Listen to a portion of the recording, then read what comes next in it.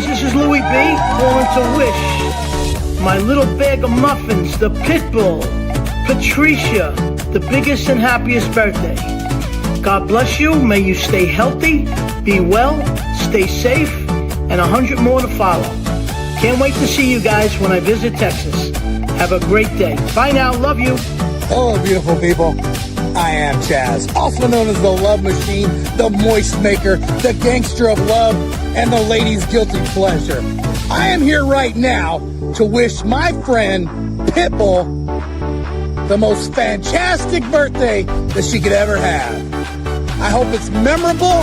I hope you never forget it. Take plenty of pictures in case you do forget it.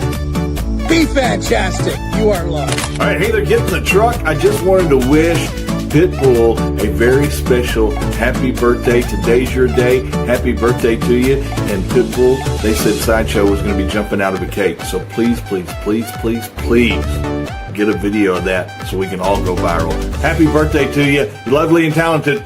Get in the truck.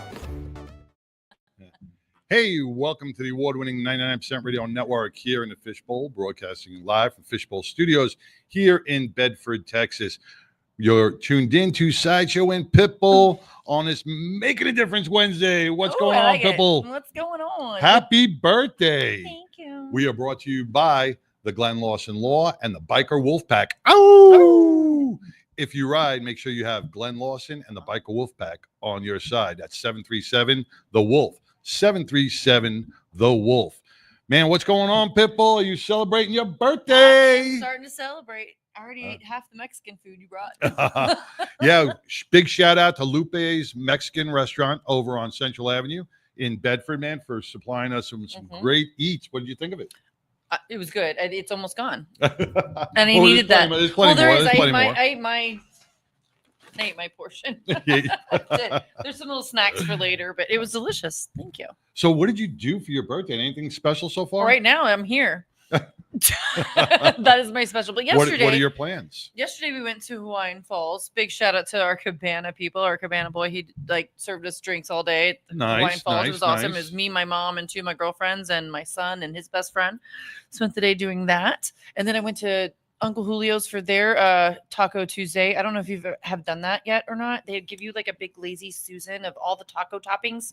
Oh no, it's so good. Yeah. So we did that last night, and then didn't do it. I hydrated until I got to the show today. All right, good girl, good because girl. we're gonna go out afterwards. Me and my friends are gonna meet up somewhere off of Western Center, for some drinks and appetizers, and then Saturday I have an event we'll talk about later that we're gonna do, and then Sunday that's when we're gonna kind of celebrate my birthday because it's me and my best friend's husband's birthday, and every year we kind of combine them and go do some day drinking somewhere. All right, very good, man. And you got the perfect weather for it.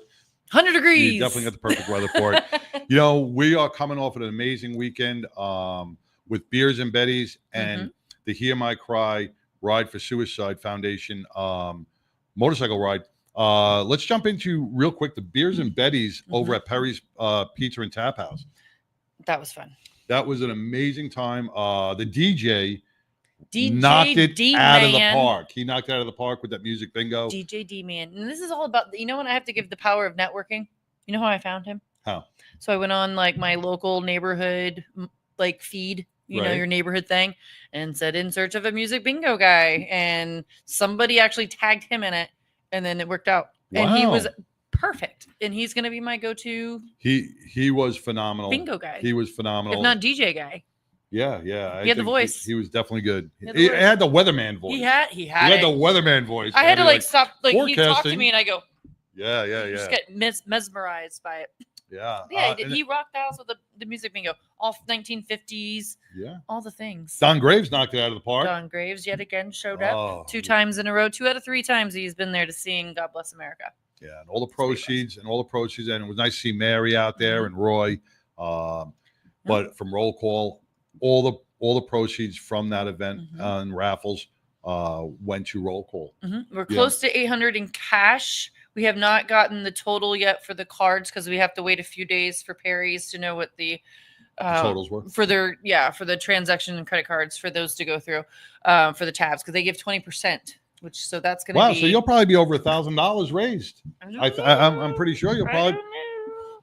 I'm hoping so. But that's awesome for roll call. Yeah. That will supply meals for many of our vets around the DFW area and the state of Texas. I think it's over 50 some. I mean, right now with the total I got right now for let's just say 750. I think that's about 55 meals because you got to think about $15 per meal. That's awesome. Yeah, that's great. That's a luncheon. That's it's fantastic. A whole paid for luncheon that they don't have to worry about. Every penny counts and roll call because they are all volunteers. They are not paid. They do this out of the kindness of their hearts each and every month for our veterans.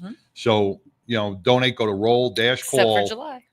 Roll-call and make that donation, $5, $10, whatever you can, and help and feed a veteran each and every month.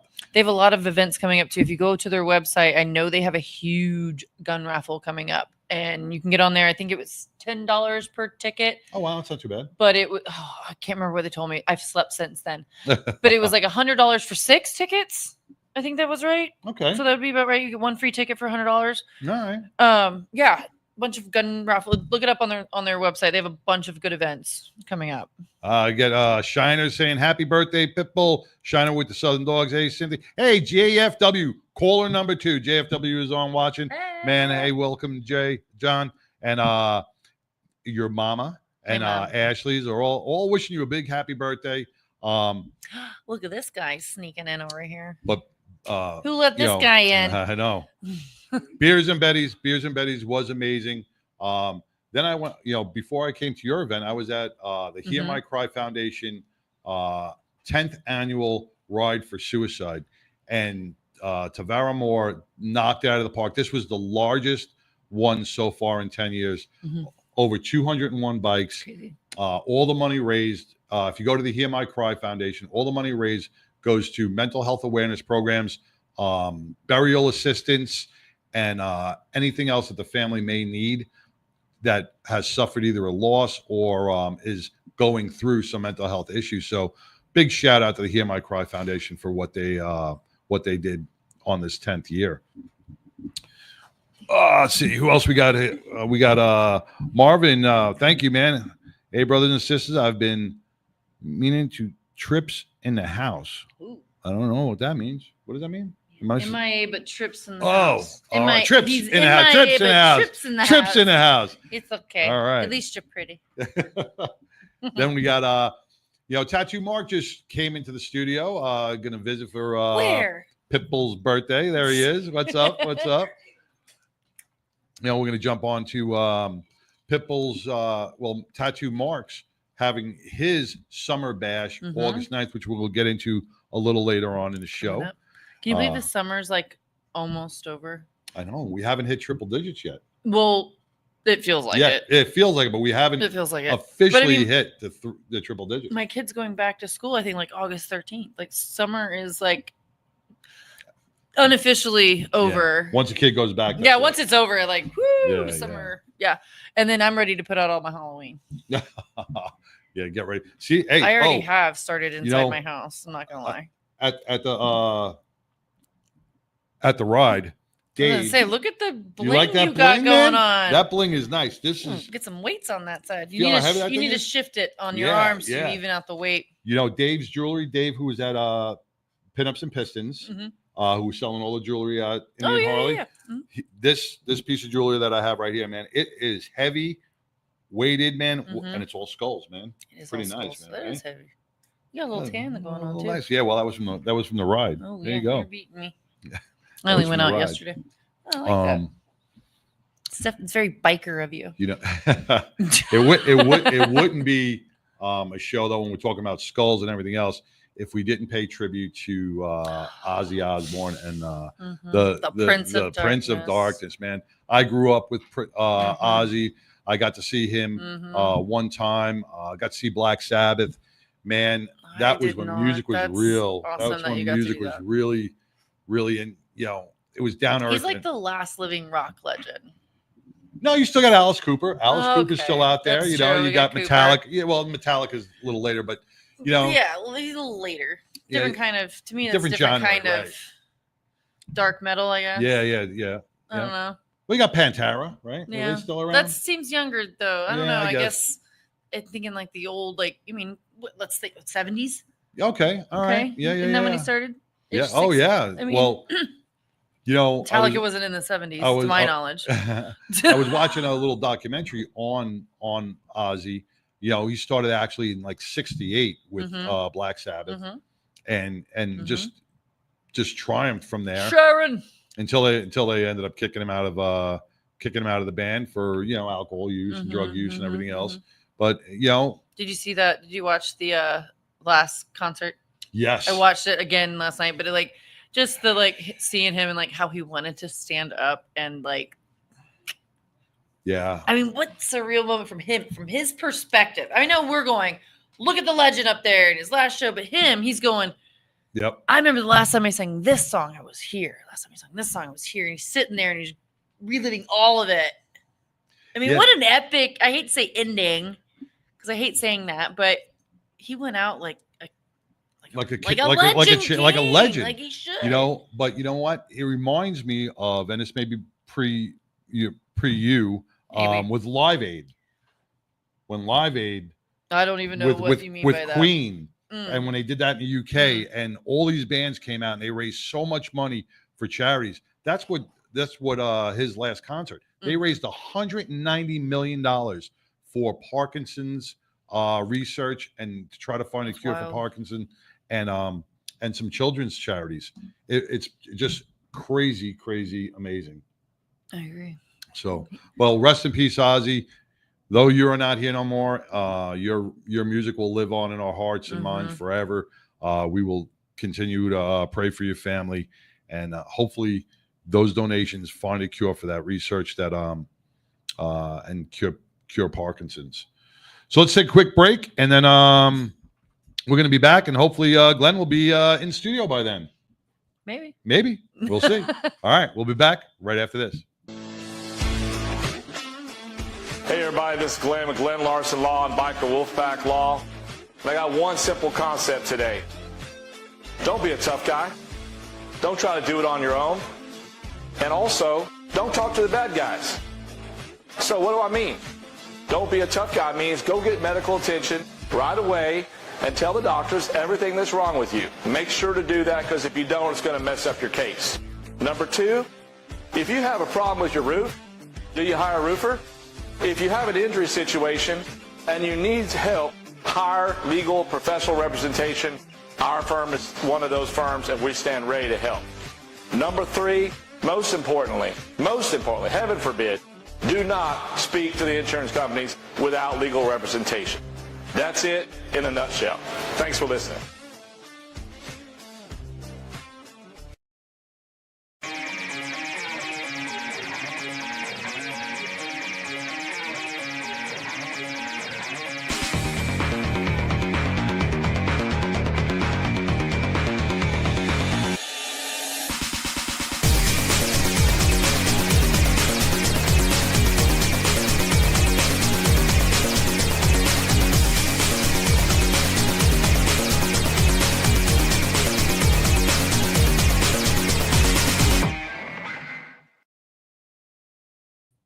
Hey, welcome back to the 99, man. If you ride with the 99, we want a video of you riding with the 99. Give us a shout. Just drop it in our inbox. Say, I ride with the 99 every Wednesday from 3 to 6, man. And we will play it on the air for you. We got a great show playing today, man. We got the guys from Texas Harley coming in. We got Micah coming in with some amazing events that Texas Harley is sponsoring. I'm eating tacos. As you're eating tacos. And then we got Brandon Board with the Tree Foundation, which I got on their website. If you go onto the Tree Foundation website, man, they do so much stuff for the DFW children in the schools. After reading some of the stuff, I wasn't aware of how many children go hungry, and schools are the only place that they get a meal. Summertime's a tough time. Yeah. Summertime's a tough time. Holiday seasons are a tough time because, the kids go home. You don't know. And that's why, like, if you ever notice, like, even when they get off early, they always do it after lunch. They want to make sure the kids have a meal before they go home. Because they don't know. Some of these kids don't get dinner. You know, they're going to school without breakfast. You know, it's also another good thing. I know that the tree's doing thing, but I know it's a simple thing that you don't have to be involved with the charity. But a cool thing to do is if you ever call up to a school and you ask if there's a kid that's got a debt in their lunch balance and you can pay it off. You can pay it off. Pay it forward. Help that mom and family out. Just saying. Yeah, there's so many families out there struggling. And when you have, you know, a few kids in school, it is tough. It is tough to make ends meet. And that's why, like this weekend with the 7th annual Jarhead Jam is going to donate all. They're going to fill up this 2-ton truck with school supplies and give them to the children. So we're going to be doing that on the 26th.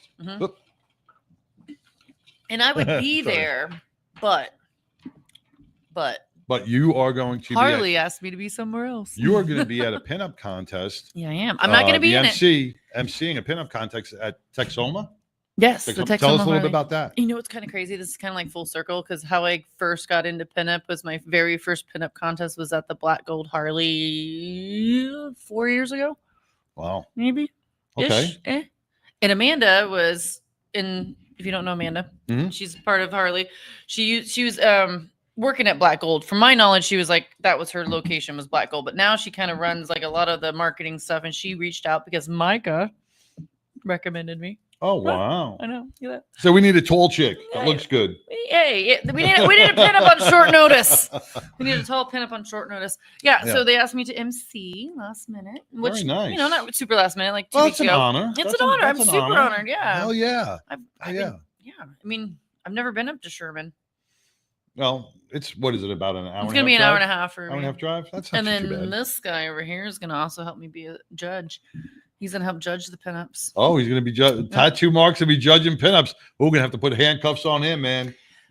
Oh, yeah. Probably. But yeah, I'm going to be going up there doing that on Saturday and then just kind of spending the day doing that. And then Sunday, I'm going to day drink with my friends for my birthday. Well, that's very cool. Well, you know, most ladies have their birthday month. They don't usually have a birthday day. So, are you one of those that are going to have the birthday month, or are you going to have? I kind of do a week, but like honestly, life has been crazy the past 7-8 months, so it kind of slipped up on me a little bit. It was kind of like, oh crap, now I need. And then here's my thing. I plan a lot of things, as you know, and then people are like, what do you want to do with your birthday? Like, I want you to plan it. That's what I want you to do for my birthday. I want somebody else to plan it for me. But and did anybody plan it? No, but we're all kind of. I pushed them. We're meeting and let's go here. Oh, okay. No, all right. They did. They're doing us. I kind of gave them a hint. So we're drinks, food. You know. Okay. They run with it from there. All right. And what's Springer? Is he in this mix or? Yes. So the guys are going to ride. Basically, the guys just wait for the girls to finally make a decision on where we're going. And then they're all going to ride their bikes, their motorcycles. And then actually on Sunday, I think we decided to go to Hop Fusion on Sunday, the brewery. Oh, okay. All right. So you got a busy weekend planned. I'm hoping so. All right. Yeah. Then the kid goes back off to school and you're all yeah, but then I just plan the next event and the next event and the next event. I got you. I forgot to give a shout out to Texas Metro escorts that escorted the ride. Oh, I thought we were going to talk about something else. I was like, whoa, we're going No. Texas Metro escorts who escorted the ride for Hear My Cry. These guys on these bikes and cars were extremely amazing. They kept every biker safe. They kept the line from doing that accordion effect. Don't you hate that when you're on a bike ride and you do those accordion effects? Because you got a lot of people with different riding skills in one ride. Right. It gets a little nerve-wracking. No, this was nice. It stayed at like 55, 60. A couple times you went up to 70, but mostly it was around 55, 60. It was an enjoyable ride. The wind, it wasn't too hot, but these guys stopped traffic off 35, off 20. And you know what was so cool about it? The people got out of their cars and were honking their horns and cheering all the bikers that were passing by. So it really made for a memorable event. So much fun. My first ride on a trike too. I was on the trike instead of being on two I wheels. saw Tigger really enjoyed it. Oh, she loved it. She was videotaping everything. She was loving it. But you know, when we were getting up to those speeds of like 70 miles an hour, the phone was like shaking. So What we are you doing, gotta get a better stand for that, you know? Yeah, what would that be? 2x4s just in front of you? Like, how do you stabilize that? I'm like, oh, she's gonna lose her phone, man. The phone's gonna go right off, you know, and lose her phone. Maybe tie it to her. So at least if it flies off, you yeah. get a little drone. Well, yeah, we do now have a 99% radio network drone. We do. Do we? Judy Lamp, a good friend of ours, donated a 99% radio network drone for our events. I just got to learn how the captain for it. I just got to learn how to fly. One of us are going to be really good. I just got to learn how to fly it or crash it. One or the other. I'm really good at video games. I can get my 10-year-old to do it. Maybe. Oh yeah. You know, it's got a nice little camera on it. I have no idea how it works, but now the 99 can do some aerial footage of all our events. Of us sitting in a bar. Yeah. You can't fly those things in a bar. You have to fly them outside. I can do it on a patio. Huh? On a patio? Yeah, you can do it on a patio. On a patio bar, yeah, you can. I feel like that should be like a Dr. Seuss. I can do it on a patio. I can do it on a canopy. I can Fishbowl anywhere. I can drink wherever I can. Wherever I drove. What are you like Dr. Seuss? I'm trying to think of the Drunken Seuss. Drunken Seuss. When we were at Globe Life, when Fishbowl was at Globe Life, and our studio was there, we had a little balcony that overlooked the field. And one day we had a guest who brought in a drone. And we're like, how cool would it be if we get out on that balcony, he flies the drone out over the field and brings it in to the studio, from the balcony. He got that drone out maybe 5 feet before alarms started going off. Security came running up into the studio. We had people all in Fishbowl going, what the hell is going on? You're not allowed to. They have drone sensors. On this building? No. This was at Globe Life Park. Oh, well, that makes more sense. I'm like, this building? And as soon as the drone left the balcony, man, it set off all these different alarms. They were so pissed. They were so pissed off at us. Well, like, we're just taking a picture of the studio. And they were like, no, you can't. They were going to write us a ticket. They were going to write Sammy a ticket. Sammy had to come in, say, oh, I'm sorry. We didn't know. But that's the fun of it, man. You're taking your job a little too serious. There's no one playing here. The Texas Rangers already moved to the new place, But it was a lot of fun.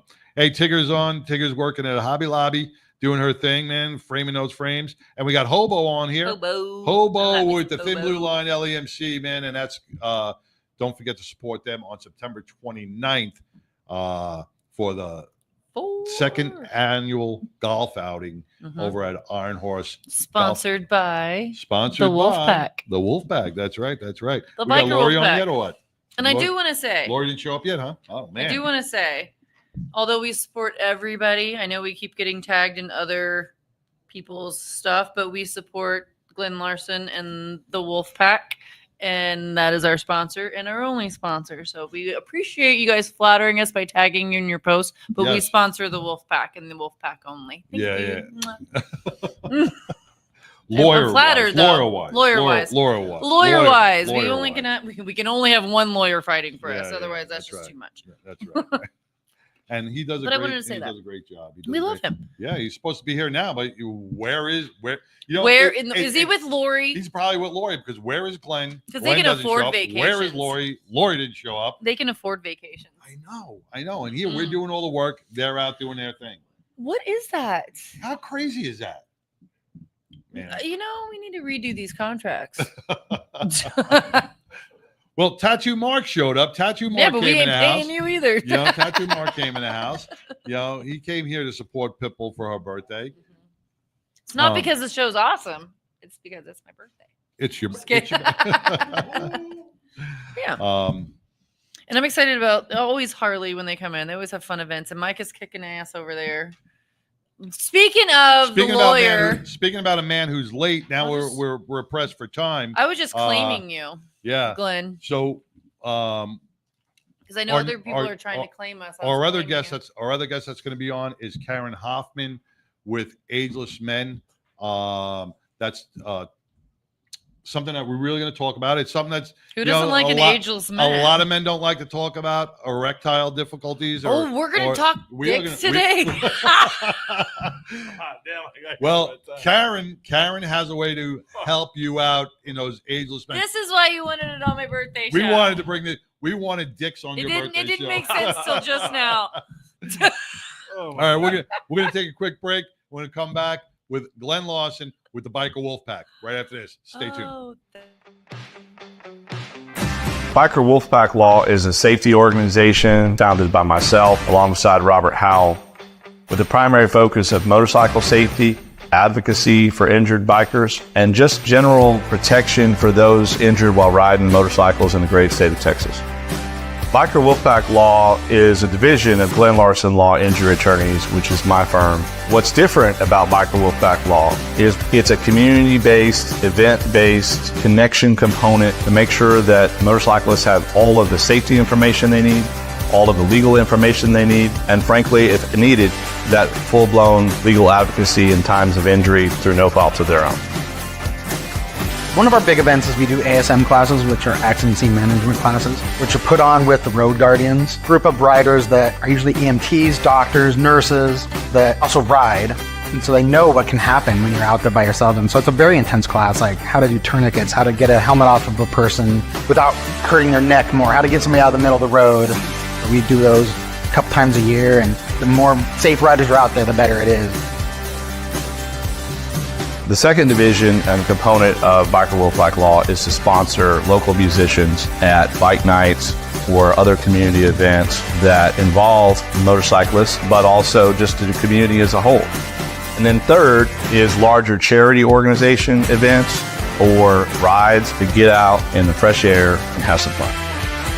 What I love most about representing bikers and motorcyclists across the great state of Texas is really one thing.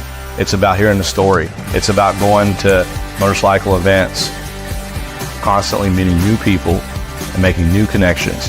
One of the reasons why I started Biker Wolfpack Law was to defeat and counteract many of the biases that are out there that, quote, motorcyclists are just dangerous.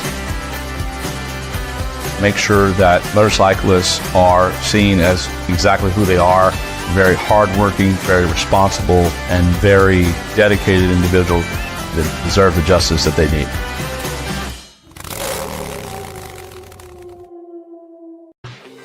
Biker Wolfpack Law is a safety organization founded by myself alongside Robert Howell with the primary focus of motorcycle safety, advocacy for injured bikers, and just general protection for those injured while riding motorcycles in the great state of Texas.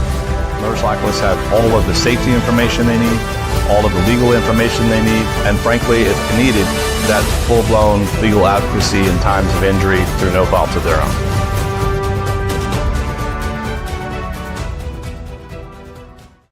Hey, welcome back to 9% Radio Network here in the Fishbowl, where we are celebrating Pitbull's birthday. Pitbull.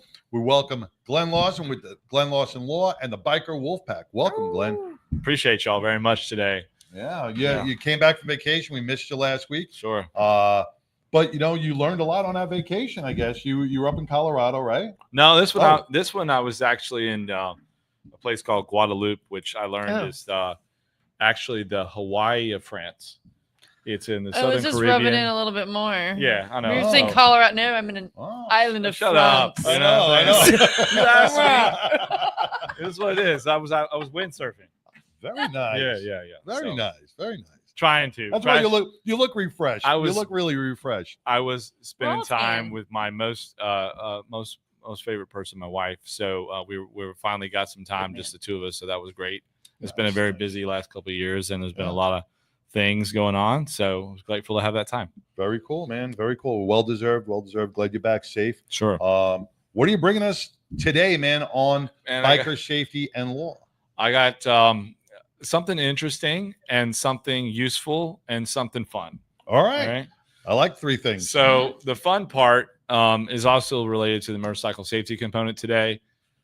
When I was up in Colorado, and I've been going there for over, 40 years, the same spot almost. It's a suggested ride is the topic, but related to that topic is something to look out for on that ride. And it has to do with folks that are not used to riding motorcycles in the mountains in high elevation. And actually, I was talking to Robert about it, and he's from Colorado. He reminded me about it. So there's a ride between Durango, Colorado, and if you want to go all the way to Grand Junction, you can. But 550 Highway 550, you start out in Durango, and you head north, and just about 20 miles north of Durango, it starts an elevation change over a couple hundred miles of about 5,000 to 6,000, almost 6,800 feet actually of elevation change. That is a big change. It is. And if you go over Red Mountain Pass and you get a chance to go there, you get to Silverton, Colorado, which is where the highest, and they, of course, it's Colorado, so they use the highest in quotation marks, right? The highest Harley Davidson store in the world. All right. Is there in Silverton, Colorado, right? There we go. Next to the dispensary, of course. So but it's also highest in altitude, to be clear. How could you can't get better marketing than that. Yeah, right. That is perfect. I mean, it is. Marketing. It's a great place. It's actually a town it's closed in the winter, which is unusual to the outside world because it's so high and so buried in snow. The local people live there, but in terms of like getting in and out, tourist stuff up there. not really. I mean, unless you're a backpacker or skier person. So bottom line, when you're going on that road, if you want to look for a high altitude, beautiful ride that simulates, in my opinion, some of the feelings of the Alps in Switzerland, it literally looks like that. It looks like that. Oh, stop.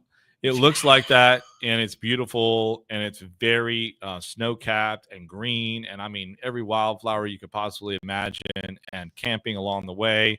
So many forest access roads that if you've got decent enough tires, you can at least pull off and camp type of thing. I wouldn't suggest you ride on those on a street bike.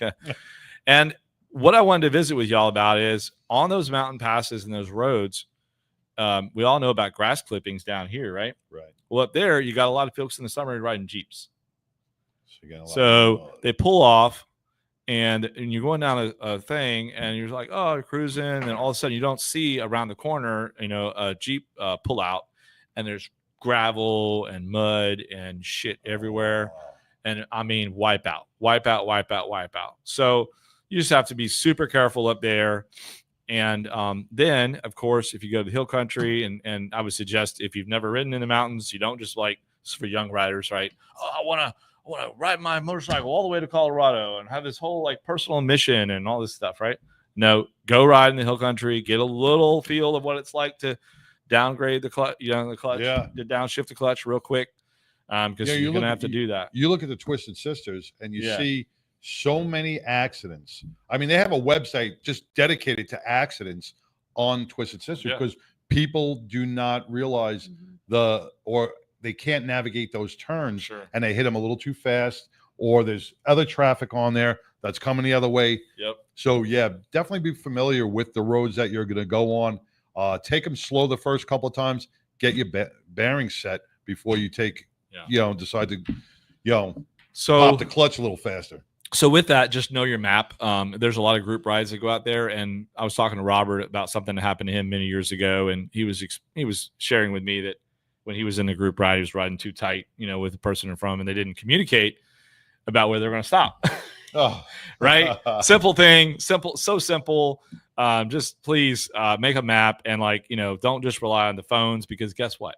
When you're on those rides up there, and probably some places out in South Texas, your phone's not going to work. Right. And so you have a signal, have some kind of code that, you're going to stop where you're going to stop. And if you're leading the group, don't change the plan like I do with my kids all the time. Be properly prepared because, that's why like on every bike run, any bike run that they do, they have a biker safety meeting.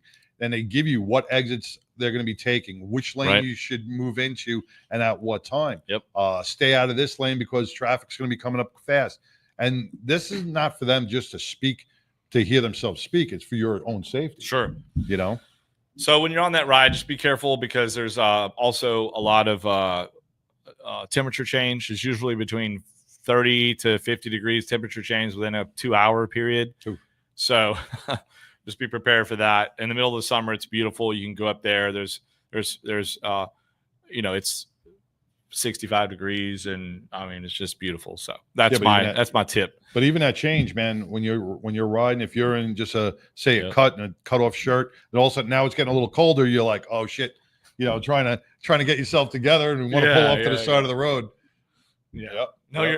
And if we pull off the side of the road, you better know where you're going to pull off the side of the road up there. Know your environment. Yeah. Know your environment. So there's that. And then I wanted to say something about something interesting that's going on up in Wisconsin. And this is like a totally random thing. And it has related to safety and the funding of safety programs that, there's some controversy there for sure in America these days. And so I want to stay out of that political lane on it. But in Wisconsin, and this has to do with the wolf pack. Okay. All right. So there's no secret that I'm not a huge hunter. I believe, me personally, if I'm going to hunt, I'm going to eat it. Right. Yeah. That's just me personally. Not for sport. Yeah. Not necessarily for sport. That's just my thing. And so up there, and they've introduced in Wisconsin and many other states a lot of native gray wolves, and the population has grown and grown and grown and grown. And because of that, the number of since the day they changed the program there in Wisconsin and other states, statistically, the amount of road collisions with deer has gone down 25% every year since. Wow. And the statistics, because they chip these wolves and do all this stuff, right? These wolves are like basically patrolling the sides of the road where the deer are, and they're eating the deer and keeping the deer off the road. It's How a great crazy. is that? I mean, it's a cool thing. That's a pretty cool thing though, because it's saving these wolves are saving bikers' lives. And the wolf pack can save your life. No, it was a random. I didn't believe it, but I looked up the statistics. There's all kind of stuff on the internet about it, and it's true statistics. It basically is that they see the deer, are attracted to the lights and different types of things, and want to cross the road, and so there's more high traffic of the wildlife there right near the roadway. So the deer, the wolves, they travel in linear packs, and they usually follow, either man-made or other made pathways, right, like roadways. And so they're in those woods along the country roads in Wisconsin, and the level of fatalities, level of deer collisions, and all that's gone down 25% exponentially since 5 years ago. Wow. And statistically, awesome. It's actually saved, millions and millions and millions of dollars in, collision damage and other types of things. So interesting fact, fun fact, but, I don't know if I want to get into the politics on that one. But hey, I don't want you to leave yet. I want you to stay on because, last week you weren't here.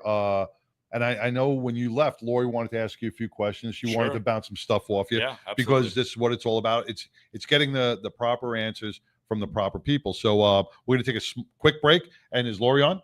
And we're going to bring in Lori Montoya with Biker Down. Thank you. Where is Lori?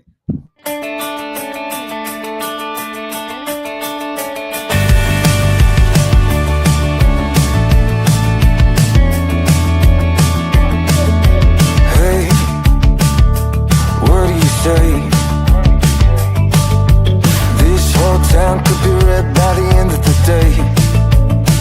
If you feel alright, we can throw it and drive. With the radio up so loud they can hear us from miles. Me and you, nothing to do. These days they come and go.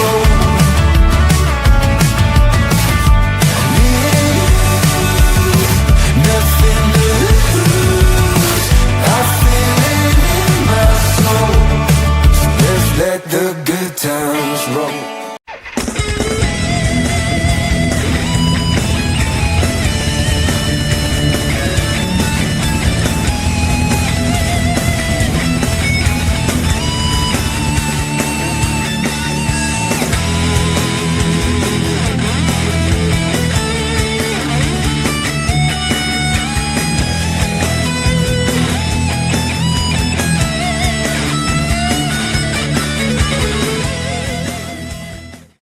Hey, welcome back to 99.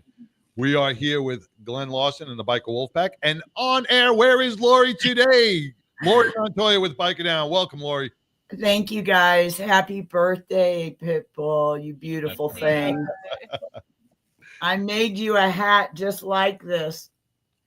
Oh, look at that. All right. Yeah. Look at that. Wow. Yeah, I will get that to you. I don't know what size you are, but I made a couple when I was in Vegas. She got a big head. Big head. I'm on that. So I just wanted to give you a hat from Wide Open Hat Company. And yeah, I just got back from Vegas. I was there for 6 days. And to be honest with you, I can't remember what my questions were for Glenn. But one thing that was, remember that we talked about was you guys doing a mock free insurance review. Oh, yeah. Bring the insurance and have it evaluated. Right, because I'm pretty sure, I'm positive that Glenn does free insurance reviews. And what I think Glenn would agree and what I would agree on is that 90% of the time, what people think the coverages they have are actually not covering what they want. And I've been saying that we do free insurance reviews, but I haven't gotten very many from our listeners. And so I really think that if the listeners could actually see an insurance review or look at the, do something live, yeah, I think they would be shocked. And I think he'd give us some incredible examples of when, what this is not going to cover and what you're going to need it to cover. So I know that was really important, something that we talked about yes, last week, or not the week before last. Yeah, and Lori, that can be done. We can put a tablet here. Somebody could put. I mean, I'm sure we can figure it out technology-wise. Yeah. But I mean, literally per person, a minute. Well, I can 1 bring minute. I can bring my insurance paperwork into you next week. You do a quick evaluation. Yeah. And if say one of our listeners wanted to do that evaluation, what would they do for you, Lori or Glenn? How would they get it? Email? I would suggest that they probably submit it to the. Yeah, they could just email it, submit it to the show, and then we can do it right here. Okay, fantastic. Yeah, only because I think it's important that they email you guys and then let Glenn, because there is privacy things involved. Sure. Let Glenn, then, let them know that you're going to forward this to Glenn, and then, you guys kind of coordinate that, because like if they do it with me, there's a HIPAA thing with Biker Down. I don't need them to do it with me, but I'll be in Sturgis. But what I'm just saying is that then he can, really, we can go through like the good, the bad, and the ugly. Sure. And the person and that's writing, if they ever want to just call in and just go over it verbally, I mean, it's not that difficult. So yeah, because I'll be honest with you, I've got 5 help requests here from when I came back.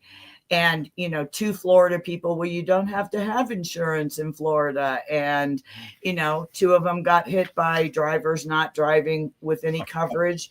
It is just, we just keep saying it every week, how incredibly vitally important it is that you riders get the insurances that you need. And, it just saddens me every single time. It's constant, Lori. Right? Yeah. It happened this morning for us. We can't help you unless you guys help yourselves just a tad. You give up 1 Starbucks a month, give up 1 pizza delivery, 1 DoorDash. Right. And you can afford to have that UIM coverage.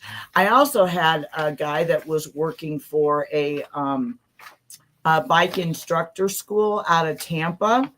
And the owner of the school asked him to test one of the bikes that was not working properly, and the clutch or something came out, really overreacted badly, flipped the bike on him and everything else. And then the gentleman that was asked to test the bike told him that it was his fault and he was unconscious and in an ambulance.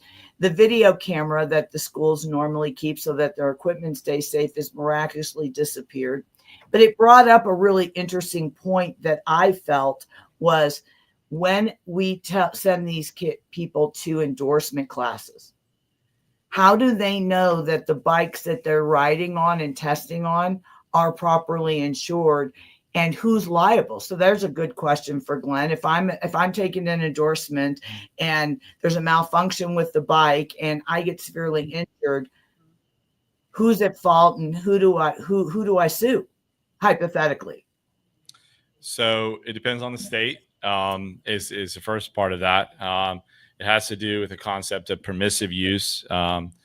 And in terms for the insurance, there's two different things going on. There's liability question there, and there's an insurance coverage question.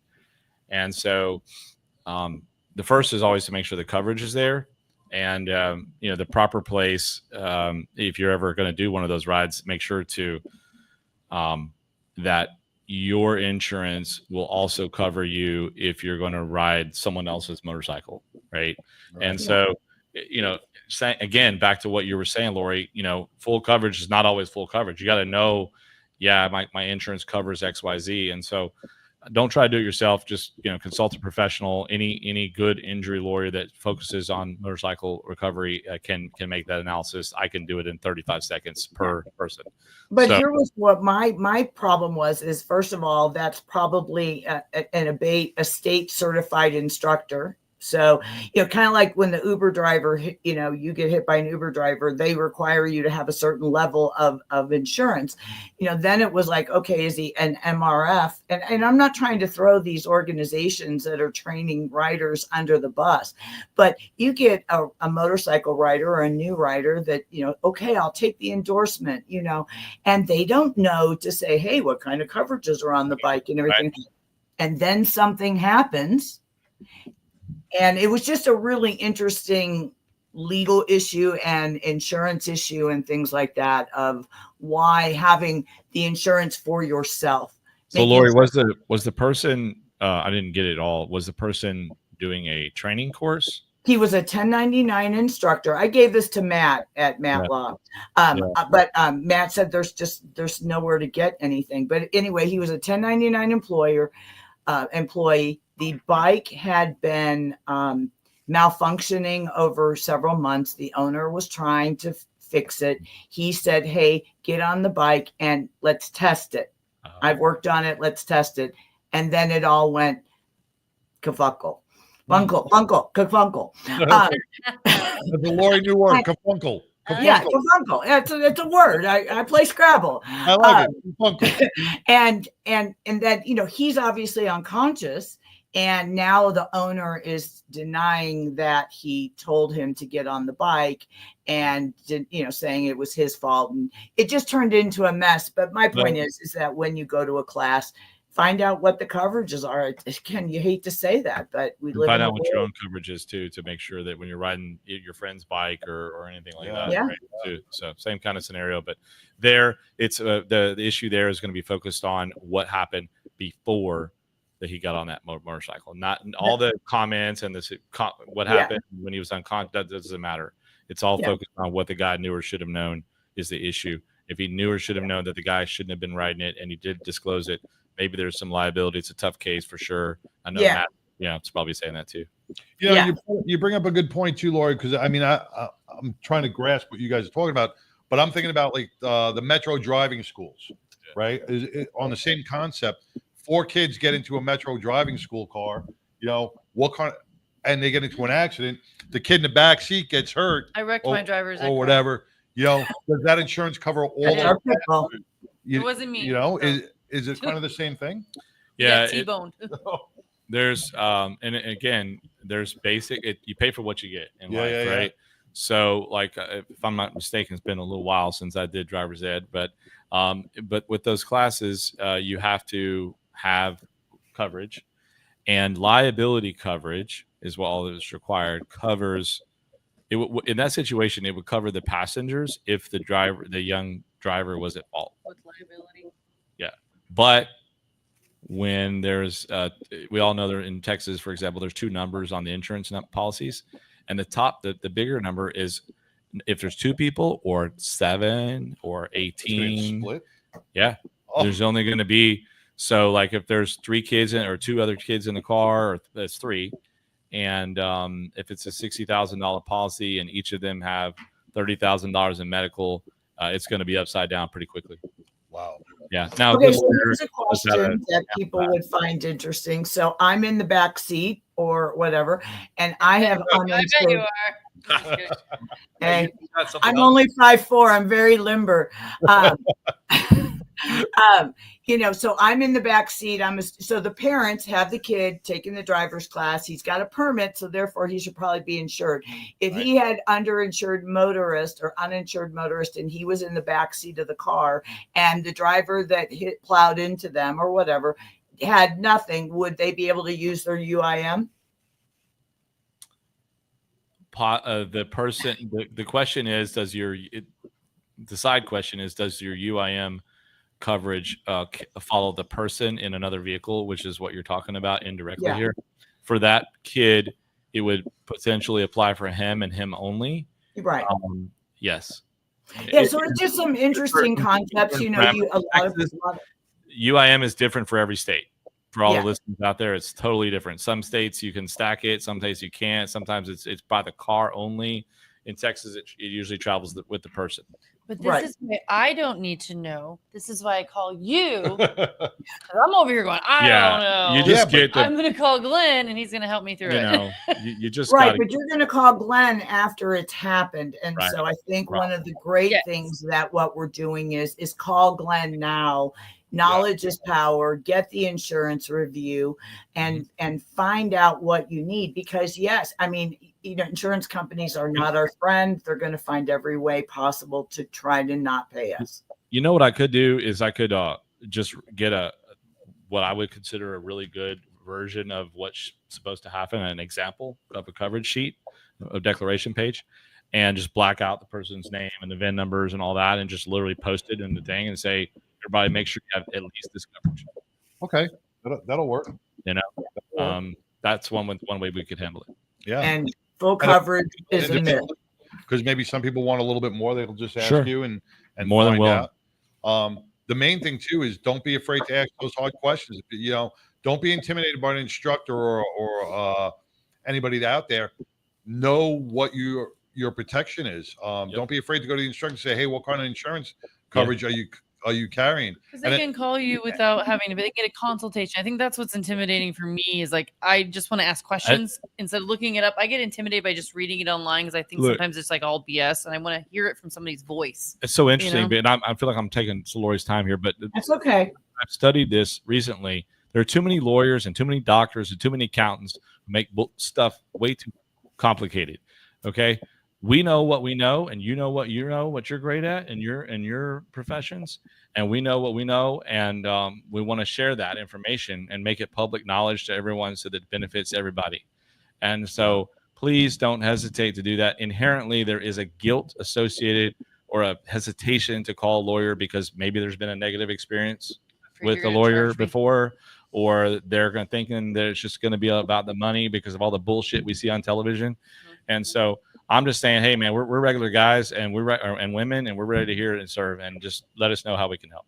Well, I got off I've said this many times, I got off the plane in Vegas and got in my ride. There was 23 billboards of personal injury accidents. And if that wasn't enough, there was 7 injured at the hotel. Call us, those are billboard lawyers, and like it or not, I'm not faulting anybody for having one or being out there. But, when someone tells me in Arizona that they're calling M&M, and we all know who that is, I don't want to say their name. Those people are not in Arizona. You need people that can give you really good advice, that you don't call a plumber to fix your electrical, That's right. And vehicular personal injury is extremely different than motorcycle personal injury. And it just is. And it's the way witnesses will testify and what they will say to the cops, such as, well, that bike was going really fast. Well, my bike sounds really loud when I just turn it on. But you have to have a motorcycle attorney that is used to those types of answers and knows how to counteract those answers. And it's vitally important. So get your insurance review. Don't throw a leg over unless you know what what kind of coverages you have. For women that are going to be heading to Sturgis, or you're at a bike night and you meet a guy and I know he's great, but he's probably had 3 Coronas and a tequila back or a Modelo, hopping on the back at that particular moment is not wise. Yep. No. I have a case like that right now in the ice house down in Houston where somebody was, hey, come catch a ride. They pulled out and then the driver was wasted. Then you find out he's got no endorsement, he's got no insurance, the driver took off, and it's just very, very bad. So, ladies, give him your number, tell him to take you for a ride tomorrow, and don't be afraid to ask him if he has an endorsement. Don't be afraid to say, what kind of insurance do you have? I just want to make sure I'm protected. You got what do you make? You got insurance. What's your credit? What do you make? How do you afford a motorcycle? I mean, like, you got insurance. What kind of job do you have? Yeah. On a scale of 1 to 10 of what questions you could ask him that he probably doesn't want you to know, such as credit score and everything else, he'll be happy to show you his insurance. I'll be like, oh baby, yeah, look at this insurance card. These are Pitbull's dating. These are Pitbull's dating questions. We're gonna pick it on the back. I want your gross annual income, not your net. Yeah. Yeah, exactly. Do you have a helmet I can wear? What a concept. Well, how about what's your favorite Aussie song, huh? Yeah. Oh, there you go. Right? We'll have to get Todd to make us the biker dating song. And if they don't know who Aussie is, forget them. Obviously, we're getting ready to, many people from Texas are getting ready to head to Sturgis. I haven't had a lot of people take us up on the Biker Down membership. Really would love for all of you that don't have motorcycle towing, do not ruin your ride for all your other friends and then be broke down on the side of the road, because they're not going to wait for you. As soon as that tow truck comes, they're out of here. And for $37.50 a year, you get 2 motorcycle tows up to $300. And it's a true motorcycle attorney. And when you're at Sturgis and you have a breakdown or something happens, you really don't want Bubba Towing to, no offense to Bubba, you don't want Bubba Towing, who's trying to make some extra money during Sturgis, to be towing your baby. Drag your bike up on the flatbed. Exactly. And I have plenty of pictures of those. Let's see. The other thing I'm doing, I wanted to first of all thank all of you from the 99 for donating to our 2 Wheels for Meals program. Glenn, you may not, I don't know if you know about this or not, but Biker Down started 2 Wheels for Meals during COVID. We tried to keep our biker bars going and take first responders food and nurses and people in nursing homes that were really working under challenging times. Last year at Sturgis, some of my community sponsors and stuff, we all got together, went to Subway, had grab and go meals, chips, cookies, and we took them to Rapid City Hospital. We took them to Sturgis Fire and EMS, and we took them to Deadwood EMS. Because of y'all's generous donations and my sponsors' commitments, we're now adding Memorial Hospital in downtown Sturgis. So we're doing 2 Wheels for Meals, and those people put in an awful lot of hours, and those are the first responders that pick us up off the ground and save our lives. So it's really something that Biker Down's incredibly proud of. Last but not least, and then we'll close it out so you guys don't run late, I had the privilege in Vegas after my wonderful hat shaping party to do 2 accident scene management classes in Las Vegas, and Fox 5 came out and took a really in-depth interview with some of the students on the benefits of taking the class, why they took the class. And it was just really an amazing weekend of people that were in the mindset of, we want to be there to help our fellow riders. So again, reiterating on what Glenn always says, take those accident scene management classes. They can kick in if you even come up on a regular accident. You're learning how to sustain a life or stabilize them until EMS can arrive. And it's amazing how many people don't know how to secure the scene or what information to get. And everybody plays a role, and you'll be much more unified and much more prepared if tragically there's an accident that you have to render that kind of proper first aid. Well, thank you, Lori. You're 100% right. 100% right. Thanks, Lori. You're going to be up at We need to Sturgis. get Pitbull and John to take an accident scene management class, and we'll highlight it. And I'll even fly in. Can we drink there? No, Who's to say I haven't taken one already? you haven't. Maybe.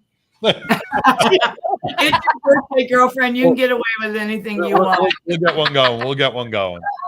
Yes, yes, we will. But I do Definitely. think it would be really great. Again, Glenn, it would be great. Let's all come together in an accident scene management class, and let's really put together. Let people see the things that how to properly remove a helmet, how to roll a body, because you also learn in those classes what your role should be. So if you've got really bad knees and can't get down on the ground at the class, then you now know that's not your role in the event of an accident. So it's super important that everybody know what everybody's threshold is and what they can do. So God bless you guys. I will be coming not next week, but the week after that from Sturgis. All right. Love it. And we will get that. We will get that class and let you fly in, and we'll have a big class down here. And I ride with the 99 as my son. Oh, yeah. We're gonna have it all ready. Oh, yeah, all right. Thanks, Lori. God bless Stay you well. guys. Talk soon. Right safe. All right. Hey, before we cut out for our next break, I think we got Johnny on. We got Johnny on with Johnny with Motorcycle Mayhem out of New York. So, He's got a special little message. Oh, you want to stay on for a minute, Lori? Stay on for a minute, Lori. Oh, she bugged out. We got Johnny with Motorcycle Mayhem out of New York. Why don't you give a little special message to our pit bull? Come on. He's on. What's up, Johnny? Pitbull! he's in the damn car. You're not supposed to scream in the car. I'm driving, sorry. Driving, the steering wheel's going. Well, What's I gotta going be on? my dashboard. Are you like, I'm watching the road. I want to say happy birthday to Pitbull. Thank you, baby. I love it. Thank Can you you. hear Put me? your hands on the wheel. Happy birthday. They're on the wheel. What? Oh my god. Happy birthday, Pitbull. Are you driving to go get Now, pizza? I got you on my dashboard, so I'm not even looking at you guys. Johnny, are you driving a truck? Are you driving a truck right now? Look like a caddy. See, now, if you get into an accident right now while you're on the Yes. show, the Lord, Glenn just got off. He's like, I don't want to see this. Yeah. Oh, that's hilarious. No, I'm not. I'm not even looking at the phone. I'm looking at the road. The phone's on my dashboard. I'm not holding it. I'm like that. It's on my dashboard. I'm good. Good I'm marketing walking the road. material. I'm not with you guys. What? No. What not to do? Yeah, this is great marketing. I'm coming from Massachusetts, headed back to New York. I got no time to pull over, but I want to say happy birthday to Pitbull. Baby, appreciate Johnny, it. thank you for taking the time out for calling in. Safe travels. Stop at the next pretzel stop and get yourself something to eat on the 99. And Absolutely. hey, when can people tune On the into you? 99. What are you going to send me a credit card? What? I know. We don't got a budget. Don't put it on our tab. He's just I got a joking. budget for a pretzel. I He's can like, pay get for us a pretzel. get a pretzel on the 99. Are you going to send me your credit card or something? All right. Yeah. All right, good. I owe you. Hey, Monday nights, 8 o'clock, No. Motorcycle Mayhem, every Monday night. And you can also see him on what All other right, cool, man. platform on. Everywhere. So we'll see you guys soon, right? Happy birthday, Pitbull. Thank you. All right, brother. See you in November. You got it, man. I can't wait. All right. Johnny Rizzo with Motorcycle Mayhem out of New York. Tune into his show every Monday at 8 o'clock Eastern Standard Time. Man, we're going to take a quick break, and we're going to bring in our guest from Texas Harley Davidson and the Tree Foundation, Micah and Brandon, right after this. Good morning, Pitbull. I hear it's your birthday coming up. I just wanted to wish you a very happy birthday and let you know that we love you madly. 40 is nothing. 43 is nothing. Wait till you get to 60 and you're triple 20. So we love you. God bless. Have a great birthday. And just know that we're always thinking of you and have fun. Hey, good morning.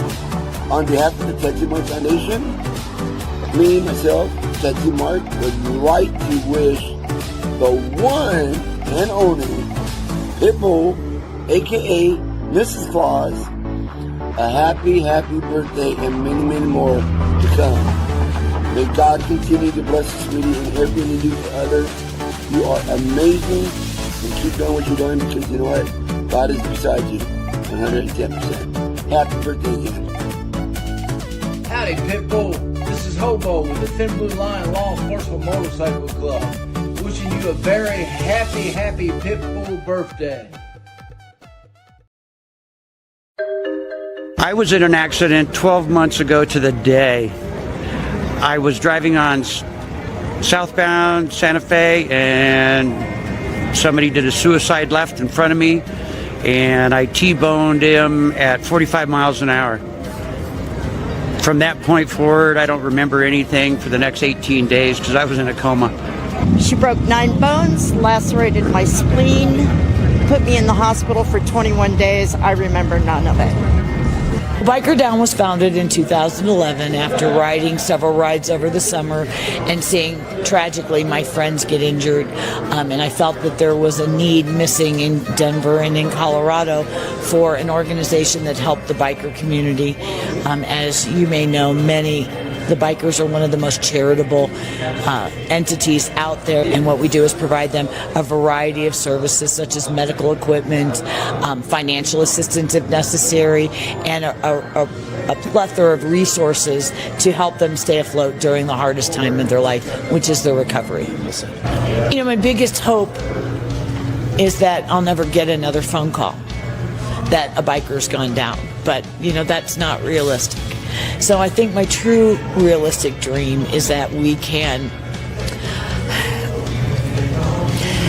help as many as we can help, because it is life-changing for them. Certainly donating and volunteering your time, and even if you can't do that, attend our events. You know, attend our event and get a $20 t-shirt for your $20. You know, those kind of things make a big difference in a small nonprofit like ours.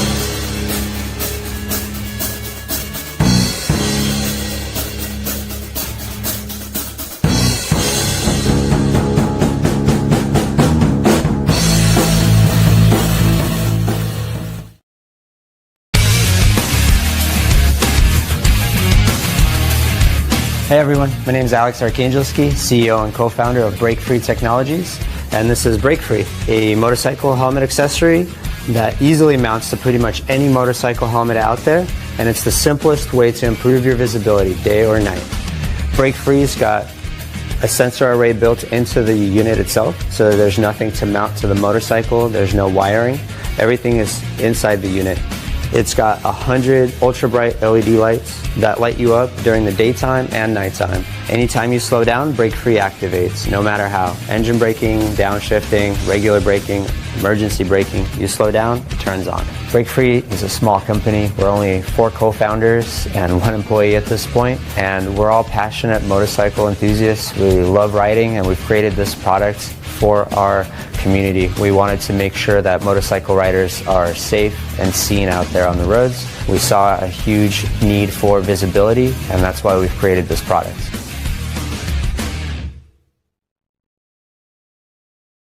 Hey, welcome back to 99% Radio Network here in the Fishbowl, where we're celebrating Pitbull's birthday. And I want to welcome our guests from Texas Harley Davidson, Micah Long. The ambassador of fun. The ambassador of fun, that's right, right. And Brandon Board with the Tree of North Texas. Welcome, guys. Thank you. Hey, thanks for having us on. You know, anytime, one, on behalf of the 99% Radio Network, the Battling Betties, Pitbull, and myself, we want to thank Texas Harley Davidson for making those amazing donations for the Beers and Betties. Tons of raffle prizes. Yeah, the raffle prizes for roll call for our veterans brought in a lot of money, and you fed a lot of veterans. So thank you, Texas Harley Davidson. Thank you, Micah, for what you did, man. Oh, it's absolutely our pleasure. You guys are always stand up, man. Yeah. And as Texas Harley Davidson supports the community, we have to support Texas Harley Davidson, because without us, they can't keep providing for the community like they do. That you guys are always out there doing stuff. So we have to show support and come down to your bike nights, your band nights. Well, it's kind of easy to go to their stuff because it's kind of fun. It's a lot of fun. I mean, but we have to support as well, man. It's a two-way street. It's a two-way street. Thank you. Now, Mike, you got some great events coming up, man. Actually, yeah, this weekend we've got all week. It's called Rally Week at Texas Harley Davidson. We're raising money. Come this way. Oh, pull the mic closer. Yeah. So right now until the end of July, we are donating 10% of our profits from motor clothes to the Kerr Flood Foundation. Oh, okay. So we're trying to get people in here. So we got Rally Week going on. There is basically test rides every day. When you test ride something, you get a sling bag. While we have supplies, we got more on the way. There's up to 75% off select end of season motor clothes, 80% off of aftermarket parts. Retail for trade on new 2025 motorcycles. And of course, there's all the disclaimers that go along with all of that. But the big thing is this Saturday, along with our Christmas in July event, we are doing a guess the code and win a large shopping spree of $10,000. In-store shopping. That's $10,000. Guess the code. That's two Guess the code. T-shirts. Guess the code. From Harley. It's 6 digits. WNBC. What you do, we have basically the way it goes, we have 300 slots, 300 chances to guess this code. So if you come in, you're going to immediately get one chance to guess. So you're going to guess the code, but there are going to be other ways to get multiple chances to guess the code. It's real simple. You guess the 6 digits, $10,000 is yours. Ooh. Dude. Yeah, it's nuts. But on top of that, we also have our And Christmas there's in more. July. But wait, But there's wait, more. The day is starting off in the morning at 10 o'clock in the morning when we have a toy ride style fundraiser for the Tree of North Texas. $10 gift card is the donation, how you get in on the ride. It's an hour and a half ride, and then you're coming back to the dealership. When you get back to the dealership, man, we got all kinds of fun happening. We got live music. We got a food truck. We got pies. Did I see pie eating contest? There's going to be some sort of pie eating competition, but for whatever reason, I don't have a lot of people stepping up to eat a bunch of pies. Well, I think I'll eat pie. I love pie. I'll eat pie. This is going to be a precursor to the pie thing we're doing in September, so we're going to have to see. It is. So, I mean, We're going to have to see. We're going to have to So see. you get your pie belly ready. Yes. That's it. Man, this is the precursor to something that's bigger and better that's coming along. So you want to know what the biggest thing that when I ask people if they want to eat some pie, you know what the biggest complaint is? I don't want to put my face in a pie. I've But they'll always put wanted their to shove my face face in in a some pie. bar girl in a Yeah. pub at Now- 2 a.m. Now, That's is this fine. like hands behind the back the whole I don't bit? care where you put your hands, but you can't use your hands. You just got to put your face in the pie Now, and eat. what kind of pie is it going to be? It's going to be whatever fresh blueberry or strawberry or whatever they have cherry at HEB You're not on sharing Thursday. it. It's your own pie. Well, in this pie 4. process, he's been debating this pie. We've been talking about what for like 3 months. 3 months. We talked everything from like rhubarb just to see what people would do. Rhubarb's really good. And then we debated what's your favorite pie. Don't use that one because you never want to do it again. Right. I thought we Right. had an answer, but I guess it's So- still It's So gonna you- be whatever's fresh at What- HEB. Whatever in front of you, you're going to eat. That's Yeah. it. And this is Saturday. Yeah. This Saturday. What This time? Saturday. At 2 p.m. At 2 p.m. Okay. Oh, Pie shit. eating Christmas in July. Christmas at in July. Texas Christmas Harley. in July. And there might be a white bearded feller. Oh yeah. hanging So out. we also that have guy? Summer Santa. Who, homie?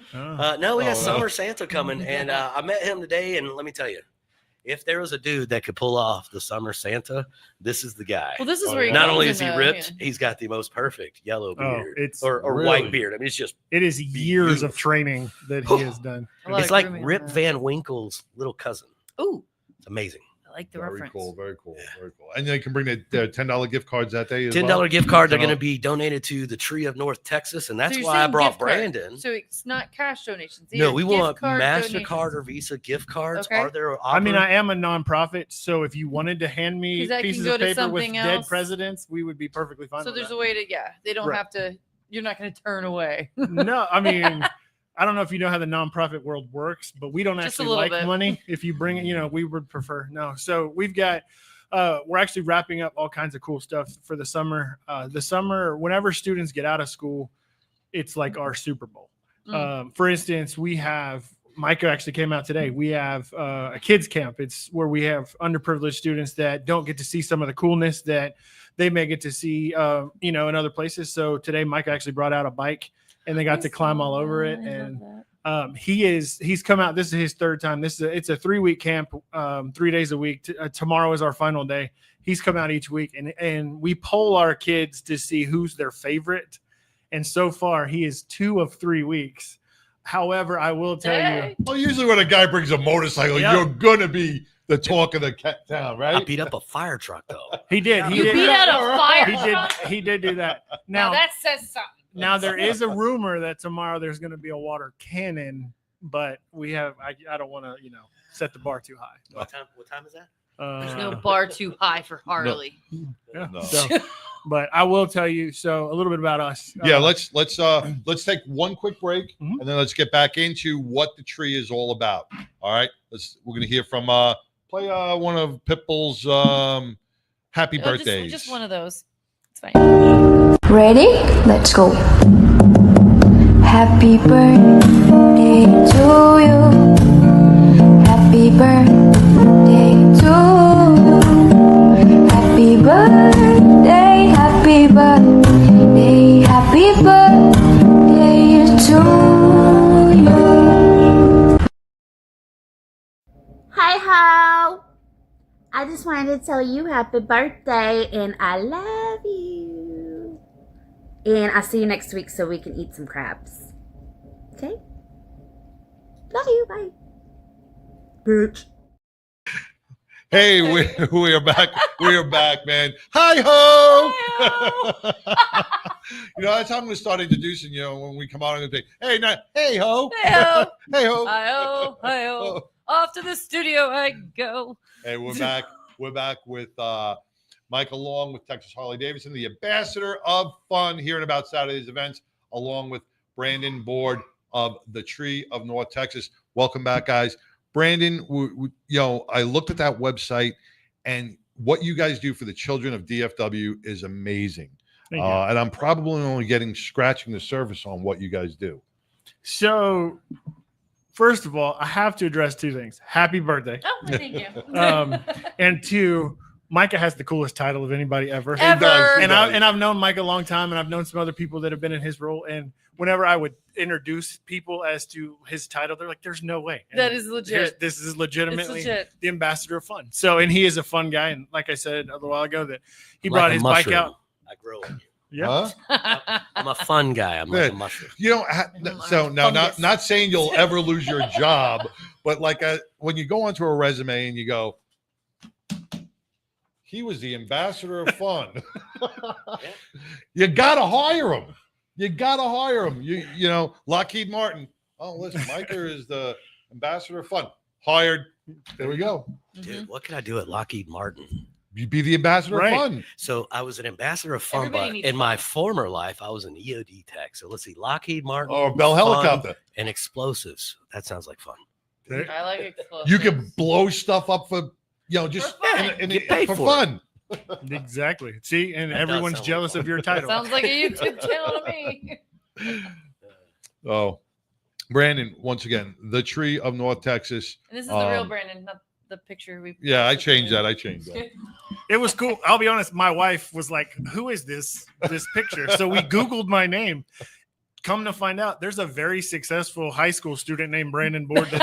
He's a wrestler, and apparently he won state and then nationals or something. So I learned. But I had to laugh because, I was like, well, we need his picture. And Sideshow's like, well, it was an investigator. Well, I got the first couple of and pictures, then, and then well, I was that's like, not the picture, Mr. Investigator. This one was right next to him with other people without. I was like, all right, let's use this. I go, they look the same. It looks like he's just clean shaven. That's all.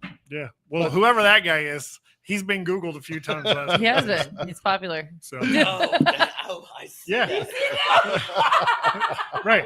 It's okay. I only sent him that picture at like 11:30 last night. 11 o'clock last night. I was like, no, who's? it's okay. I text you back at like 3 a.m. It's cool. I noticed that. She texted me at 4:00 this morning. She's like, you don't fuck you up. got the wrong picture in there. I'm like, oh Man, shit. maybe if you shave. Right? See if you shaved. If you shaved. It had a little doo-wop hair. Well, that's the perk of being married. I'm not allowed to shave. So she's very like, you're too baby faced. So she saw a picture of me like in high school. So she's like, you can't ever do that again. And I was like, okay, deal. So she's never seen me clean shave. So if I look like that, she doesn't agree. So She called that out really. That ain't you. exactly. All right. Back on let's get back on the tree. Let's get back on the tree. Back on Like I said, there's so many levels of what the Tree of North Texas does. And the website just basically just gives you an inside look, scratch of the surface. But you guys got what you're doing for our children is amazing. Thank you. Tell us a little about it. So the word TREE is actually an acronym. It stands for Teaching, Reaching, Educating, and Empowering. And we were founded September 1st of 22. My mother was a director of another nonprofit, so I was voluntold growing up. So I learned a lot of things, and I graduated from the Keller High School. Apparently, that's the thing you have to say now. Yeah, and I live near Keller. It's a thing. Because they're whatever. I graduated from Keller High School. There was. Oh, you're one of them. Yeah. So it's okay. I married somebody from Fossil Ridge, so we It's joke. a suburb of Southlake. If you. Is that like a Bloods? Oh, it's the other. I love my wife to death, and she may or may not be listening. Like platinum. But she's from the other side of the tracks. All right. So the bad girl. Right. So my thing was I was like everybody else. I graduated. I was going away, never coming back. I went all the way to the University of Texas in Arlington, and then came back and I actually worked for my mother for almost 15 years. We have like similar. I did the same thing. I tried to get far away from my parents. Went to KU. I was from Kansas, and then I worked as a dental assistant. My dad was a dentist.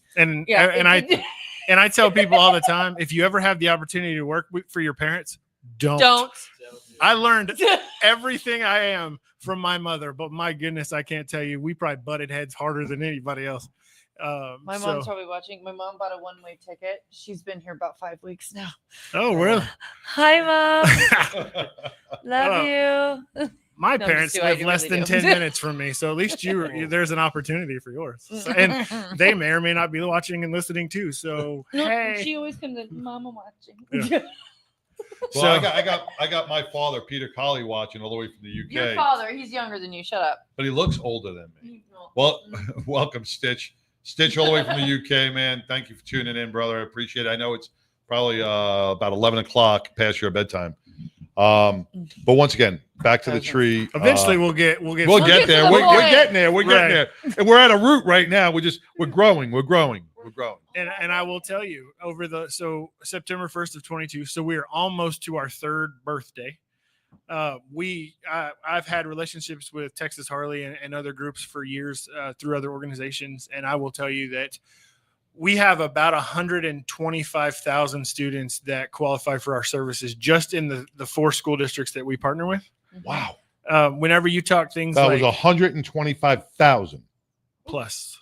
That qualify doesn't mean you can. That qualifies. Yes.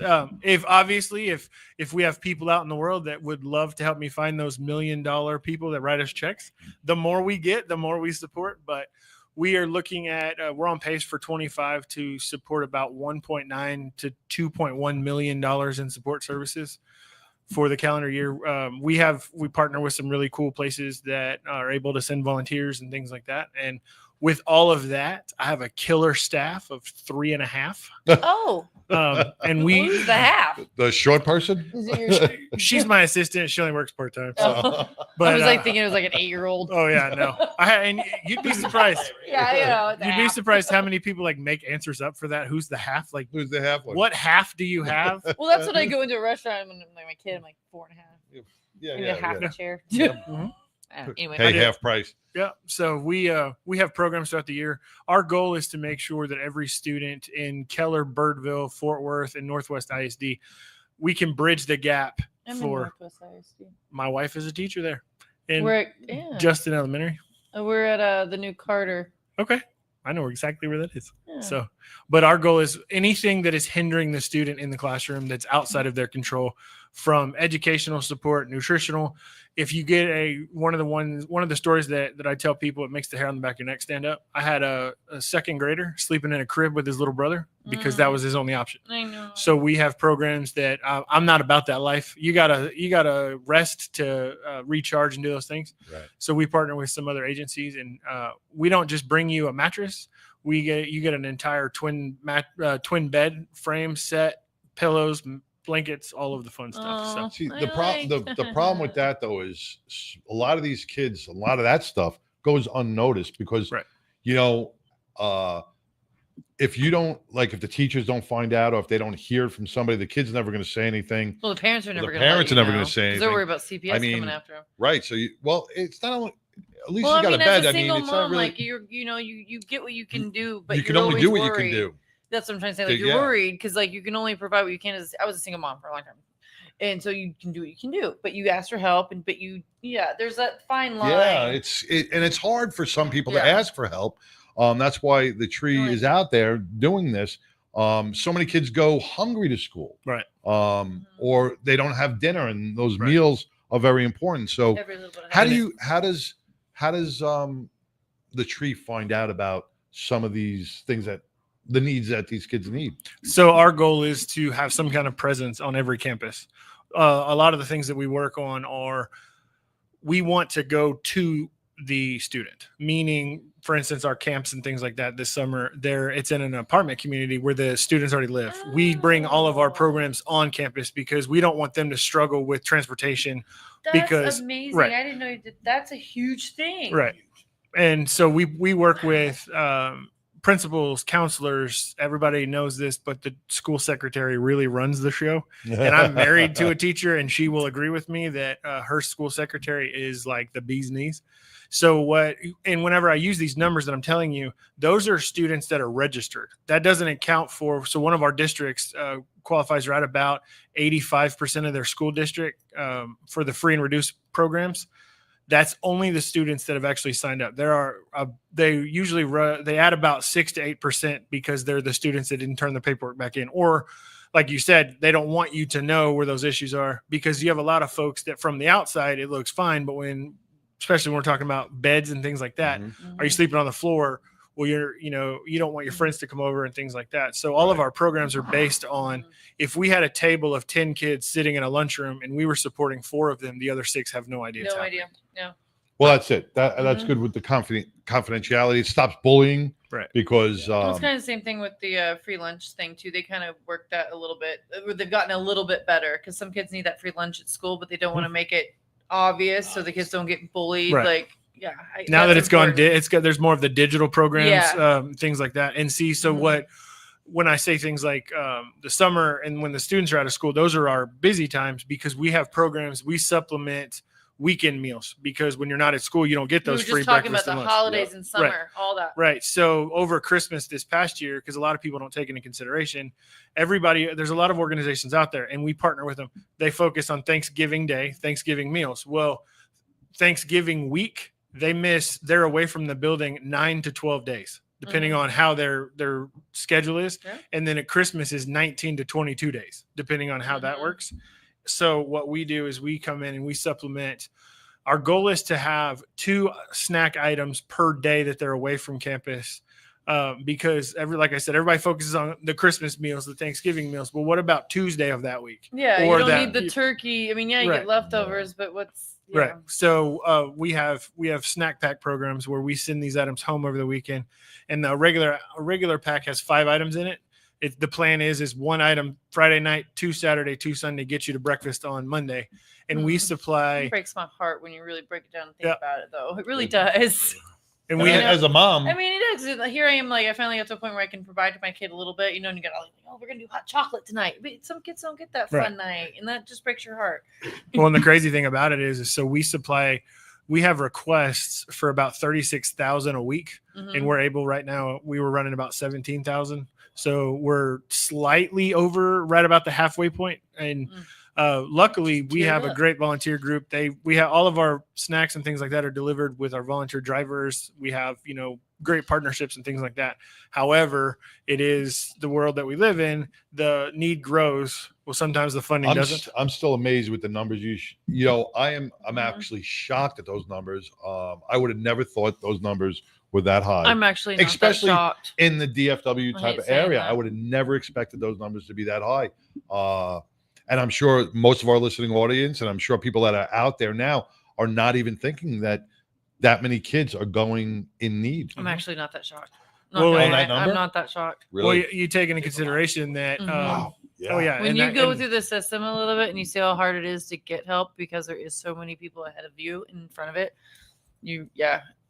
Wow. I didn't get a lot of help because there's a lot of people in need before me. I mean, I don't need it now, but yeah, there's a lot of people that need it. And we have other school districts all the time knocking on the door, asking us to come. And I would love to be in a position where I'm telling you, hey, we're going to cover all of DFW or whatever that means. The truth be told is we can't ever bite off more than we can chew. Mm-hmm. And that was one of the things that working for my mother, she instilled in me. Don't ever, I don't do gray area. I tell you, I'm very blunt and tell you those things because I'm never in a position to tell you what you want to hear. I got to tell you the truth because there are so many students that rely on so many different organizations that if you kind of blow smoke, for lack of a better term, then, your funding may dry up and then you're in a whole different boat. But we have great people like Texas Harley who come in and we partner with them almost. I see Micah more than I see a lot of people. You just want to be around the ambassador of fun. You're right. It rubs off on Does you. the tree have an ambassador of fun? He is the ambassador. You'd be the self-branded. Put that on your business card. Yeah, you know what? I will take. What is it? I will take that into advisement. Yes, consideration. The hang program. Yes. Helping anyone needing guidance. Tell me a little about that. So that is, you're not supposed to have favorites. It was my favorite up until this year because the summer camp, our kids camp it's a pilot program this year, but hang it's in the middle school age. And if you've ever been around middle schoolers, Mine's going into 5th grade. Then so you're almost to that point of your 5th grader. Away? Well, military camp. Yeah. All of that. And he knows he's going to know everything. And all of his friends are going to smell delightful, and they're so obedient and all those things. So what we do is, and they think they're so cool. Exactly. They're no idea. So what we do is we go into the middle schools and we bring in adult volunteers. And what it is it's literally the name. We put people at a table. Our goal is to do, like, for instance, I would be the student and Micah would be the volunteer, and it's one-on-one. And what we do is sometimes you have homework, you need a little bit of homework help. Sometimes you're falling behind these things. But a lot of the time what it is y'all are playing games and you're getting to know each other because our students may not go home to a single family. But what it is, mom and dad may be working opposite shifts. So older sibling is taking care of younger sibling. Right. And one of the coolest stories. You're lucky if they have a sibling. Exactly. But one of the coolest stories that I will never forget about Hang. So we partner with volunteers and we have students and adults. Well, we had this one adult that if you've ever heard a movie and God was narrated, I interviewed Mike on the phone. This is the voice. Like I'm painting a picture. This is the voice that we're listening to. In the old Garmin, like Morgan Freeman type voice. Yeah. Country bumpkin version, like of Morgan Freeman. So it's a real deep booming voice, and it's in your head. You're picturing it's a 65-year-old guy who just got off the horse of the John Deere. He's coming in, belt buckle, all the things, and he walks through the door. He's like 24. Everything else fits. He's all the country bumpkin and everything. And so the student that we partnered him with was his initials are KJ. So I call him KJ. KJ was the student who had different color fingernails every day. He had that long comb over. He was about as white as the lighting in here and all these things. And he was just a straight up jackwagon. He was in his teachers. He was always Don't you knock doing my stuff. Gothic family. No, that's not even the family that he was in. He was in a family of his own. And Valentine's Day, he showed up. He had hearts all over his body and things. But so by happenstance, Mike and KJ come together, and you will never guess they bonded over Led Zeppelin. All right. The Dallas Cowboys. Oh. And Taylor Swift. Ooh, no. Wait. I was all there until you said Taylor. All right, wait. I wish I was lying to you. All right. Don't knock on Tay-Tay. I'm gonna knock on Tay-Tay. We all like a little Tay-Tay. No, we don't. No. I don't know where to go from here. I don't know where to go. Play. How do you go from Led Zeppelin to Taylor Swift? Right, but you're also talking a 13-year-old. Are you cranking out on your bike when you're going down? Are you cranking Taylor Swift on your bike Yes, when you're shooting down? When you're shooting down 100%. And Chapel Roan as well. And I don't know what he was listening to, but he was jamming out something in his helmet when we were sitting when I was sitting behind him at a stoplight. It was Earth, Wind, and Fire. Oh, okay. Yeah. No, but that's cool because now to find that bond with that child, That's pretty well rounded right there. Sometimes they Zeppelin just talent. need somebody Yes. to hang out with and talk to. And the cool thing about it was so at the end of the year, we kind of repolled all these teachers and stuff.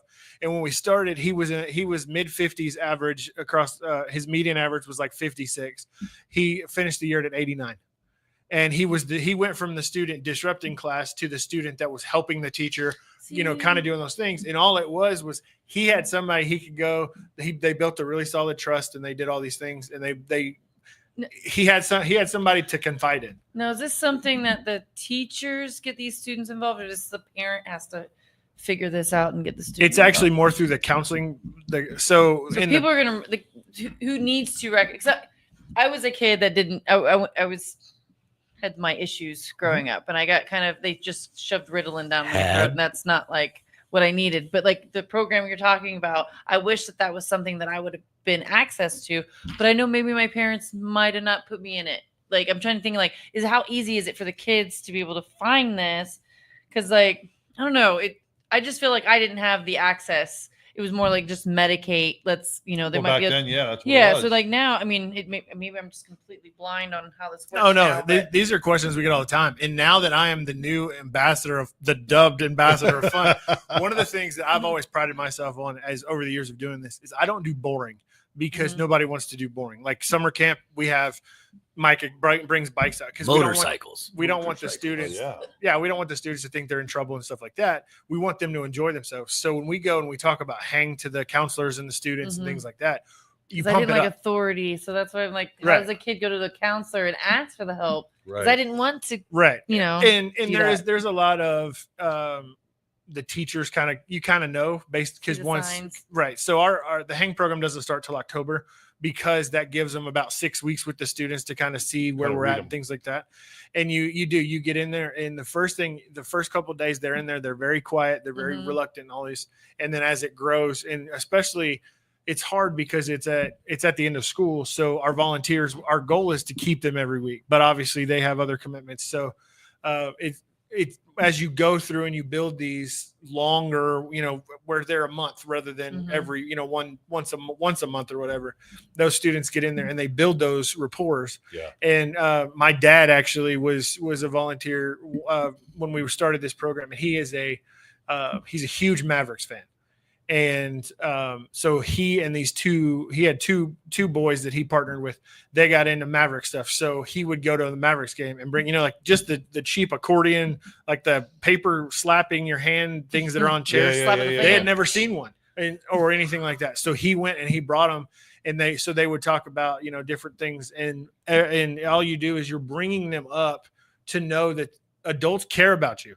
I may not know you from Adam, but once we have these conversations, they buy in these things, and it's really cool because you get to see the lights go off in their eyes, and I get the perk of all of the ability of I stand and I watch over the room, and I get to see everybody, versus our volunteers. You may only get the one that you're there, but you see that depth, and then you start to see these stories. And like KJ went from being a complete punk in the classroom to he's helping the teacher. Misunderstood.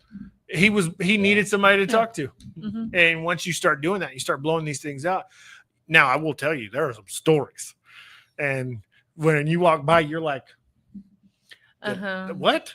And my volunteers are usually like, because we train them, they know what to listen for, things that we need to pay attention to. Yeah, you can't be an iron fist when the kids are opening up, because then they won't continue to open exactly. up. And they're trained to listen for certain things. If there's certain things need to be elevated, like, hey, we need to pay attention to this. But the majority of it is just I need somebody to hang out with, because my home life is crazy, and there might not be a dad figure at home until you're there, or mom figure, and then there's a female there. It's just like you can tell, because it's like a kid that has a crush, when they're with another kid. Right. They're like, Yeah. So when there's an adult, they'll be like, so. Oh yeah, They'll kind of. My grandson is at that age right now. My son jumps on and Springer. when he's hanging with the adults, he's like the he wants to be the tough kid. But too many of our kids are sitting on the couch, focused on their Game Boys, on the internet, on their phones. That's an easy babysitter. It's an easy babysitter. Especially after COVID, a lot of these kids, their direction is no friends, no nothing. So they're losing that common bond within each other, that communication skills. Right. So once they get to when they get to finally talk to an adult, it's probably refreshing for them. And the thing about it is everybody remembers COVID, because now the way that our lives were, back in the day, you had pre 9/11, post 9/11. That's how everybody lived their life. Well, now it's pre-COVID, post-COVID, and all these students that are now in the middle school and lower high school age, they were the ones that were in first, second, third grade, and so they missed out on a lot of that. Yep. That how to be in a classroom. Yeah. And that's actually whenever we started developing Hang, we interviewed admin, we interviewed superintendents. We wanted to know, we're new. What do you need? It's not about, and we're not going to tell you what we're doing. And that was that social and emotional lack of, they missed a step. And so now they've been trying to play catch up and stuff like that. So that's where the Hang program really actually started, because you had a seventh grader who thinks he knows everything, but he missed out on potentially part of his third grade and all of his fourth grade years, depending on, I can imagine. And those are prime years of development. Right. Social skills, social, everything. Things. My daughter's a teacher in the DFW area, and she sees it too, man. She teaches my fourth grade in Keller area. It's tough. Yeah. It's a tough go around. Heart breaks. Yeah. I don't know if this is probably not in her school district, but you guys are expanding, right? You're trying to, if you get that other half a person, or that $10 million. If Jerry Jones is listening, I know we talked about not taking cash on Saturday. Yeah. Well, here's a big thing. Jerry don't even want to pay Micah. You think he wants to pay you? Just saying. Well, I mean, here's a big thing. The cost to run, to go through the school year. Let's look at that. Break that down. You're all volunteers, so no one's getting paid. Right? So there are three paid. There are three paid in the admin, and then we do have a resale shop that is. Oh yes. Yeah, right, and they're paid to facilitate that. Okay. Yeah. But I mean the programs that you're running, what's like? How could people help, and what would cover school district? What are the financial needs? So. That's a very loaded question, and I only said that because, I didn't. Yeah, I was trying to figure out how to word. Well, it's and that's, you're not the first person to ask that question. So we have 4 school districts that are completely different in their own way. The Fort Worth ISD is massive, and they have different things that Northwest that's growing and all of these things. So what we do is and I have funders that ask that all the time. So in order to supply all of the needs that that we are supplying, so that's below our request. We average about $500,000 in need per district per school year. Wow. Right. And that is our in kind. That's basically our whole budget for District A. District B is going to be give or take a little bit more, a little bit less, just depending on what it is. Okay. That's where I'm saying we're going to have about right around the $2 million mark for our third year, which will be 2025. To cover just the 4 districts. Yes. Just to cover the 4 districts. Sounds like the Hunger and Games. you think about it, there are probably so many other school districts throughout the state of Texas that are battling these issues. Every school district. And especially the one that we're currently sitting in. Doing Because we're sitting in it. We're sitting in the HEB district. So that's totally, We're sitting in an HEB district. I'm thinking the grocery store. I'm like, what does that mean? Yeah. They're building one here somewhere, supposedly, but yeah. Now, and I'm sure you've only been in existence about 3 years. September 1st of 22 was our official start date. And now you can track these kids. Yes. And see how they perform as they go out throughout the grades and get into high school and see that you are making a huge difference in a child's life. And I know I had Hobo on here with the Thin Blue Line LAMC just before. He works for one of the school districts up in Garland. Okay. He's one of the SROs. And Spokes for Hope, another nonprofit around here, donated 15 bicycles. We've partnered with them. With Spokes for Hope. And what they did was they said, if you're great, I mean, I don't know too much about it. I think it's a level 1 or a level D school. It's just gotta get good grades. They gotta get good things. Right. Yeah. They're a lower end school. and the kids were not passing the STAR exams. They weren't passing this. So he brought this program in with Spokes for Hope. And they said, well, if you bring up your grades, gave them a little ambition and said, you'll get a bike. They had no incentive. You'll get a bike. Like. Well, that's just it. They didn't have any incentive. Now they saw those kids' grades go from D's to B's. And a bike is so cheap. And just for a bike. Semi-cheap considering what it is. But when you think about the incentive, like you just said, you give a kid a bike, some of these kids aren't everything. getting the motivation or the incentive or the praise by the pats on the back by their parents, because their parents are working 2 jobs or just trying to make ends meet. They don't have time for the kids, So that's why it's so important for everybody who's listening to go onto the website, donate, because every dollar counts.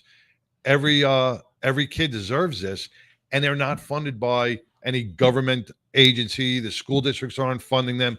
They're going out for private sponsorships and funding, correct? Right. We are 100% independent. So every dollar that comes in our front door or a resale shop or any of these or our golf tournaments, things like that, it all goes directly back to the students that we support. And the big reason behind that is no matter what the home situation is, it's not the student's fault. No matter what, whether we've fallen on hard times or we were a 1-income household and maybe mom or dad lost their income, whatever it is, the student, our goal is because statistically, if you graduate high school, your success rate is so much higher than if you don't. So my goal and our team, we want every student that we can to get that high school diploma.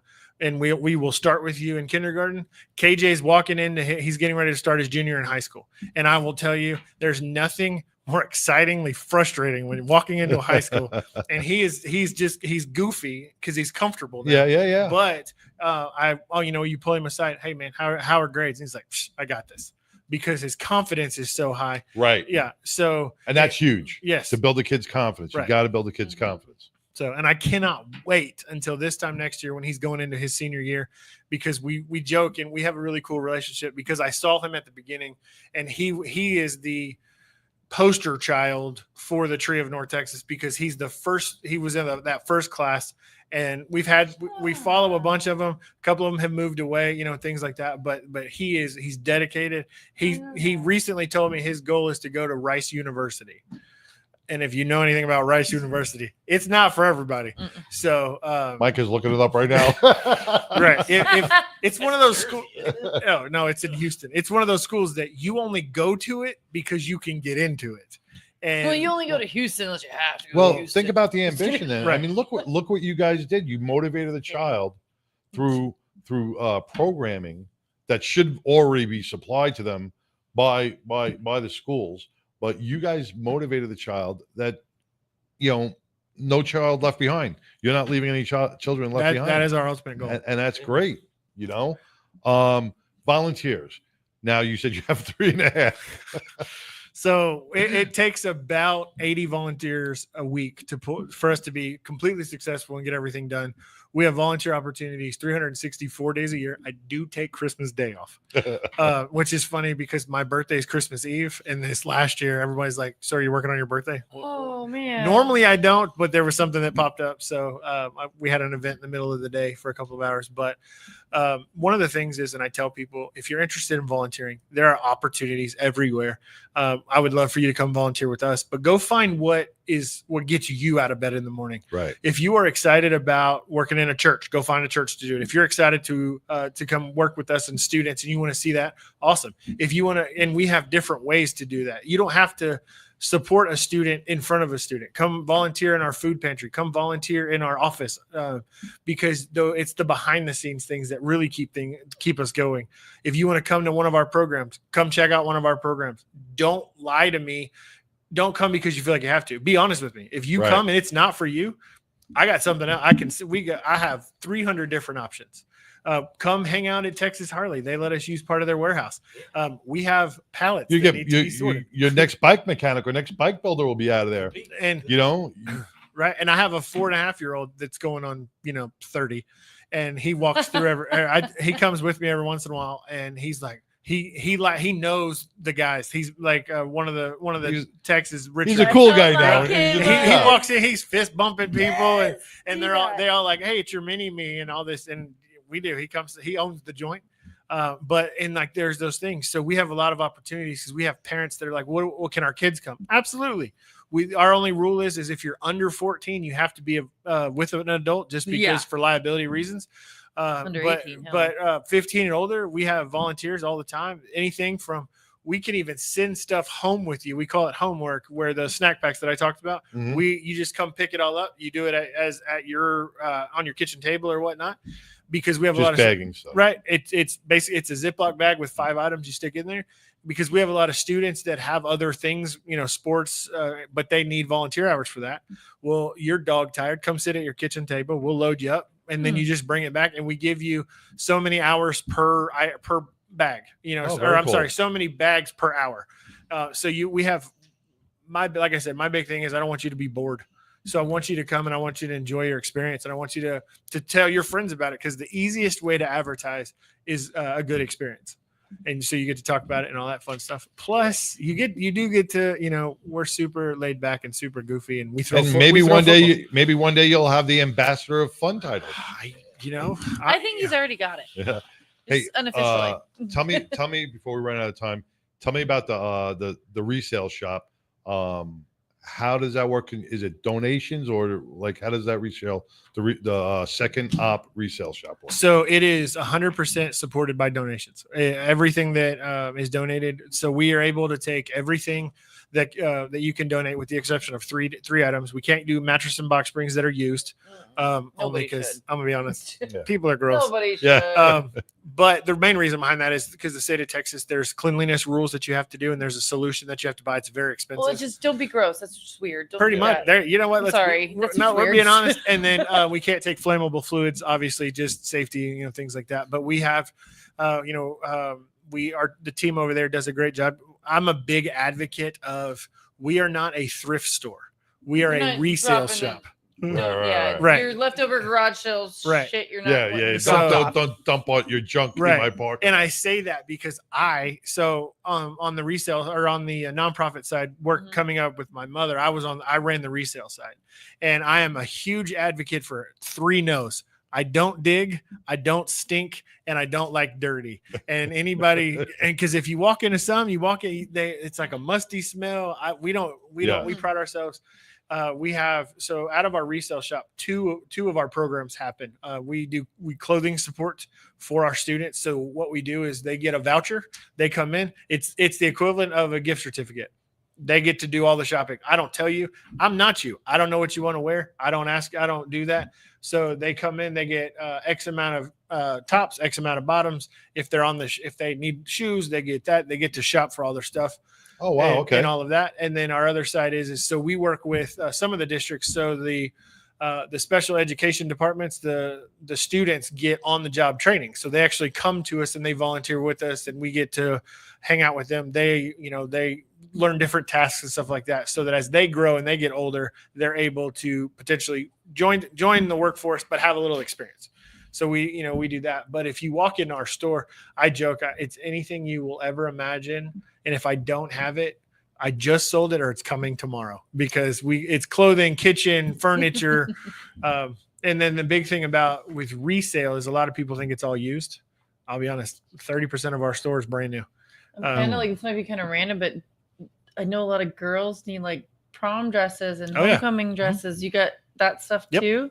Not currently, it's in storage, but yeah. Right. I mean, obviously it's not the season. Right. But so they usually start coming out right after the Christmas holiday, stuff like that, because not only do you have those prom dresses, but you also have, that's when your team banquets and things like that are. And so we work with the schools, and they'll send us over.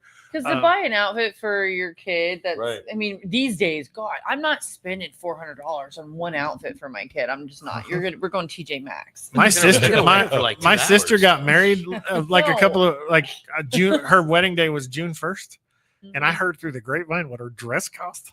And I almost fell over because it's only going to sit there.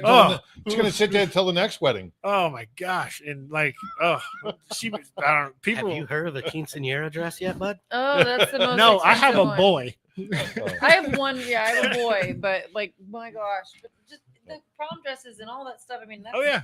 Let me just get. I'm going to give out the address real quick. Definitely. You're I want to going give out to the the address sundress. for the second op resale shop. It's at 4398 Western Center Boulevard, Unit A in Fort Worth, Texas. I'm heading that area after What the are show. what are the times that shop is open? So it is Monday through Saturday, 10 a.m. to 6 p.m.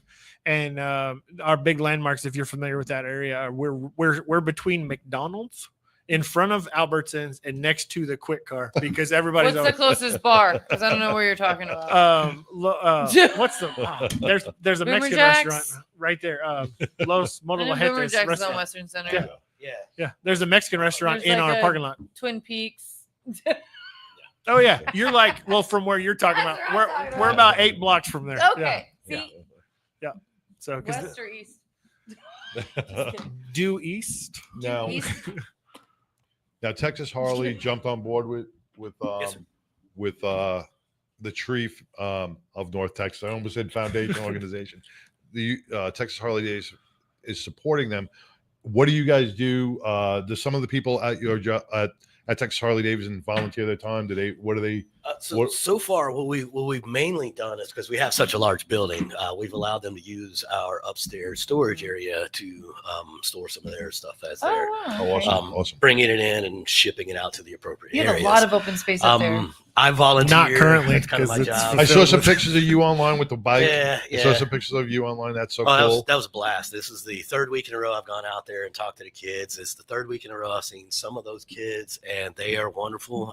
There was at least 3 or 4 future riders right there. All right. He had to literally help one of the girls off this morning, because I'm pretty sure she'd still be sitting on She the back. would have stayed on for sure. But that's so cool, man. That a That's- girl. That's great.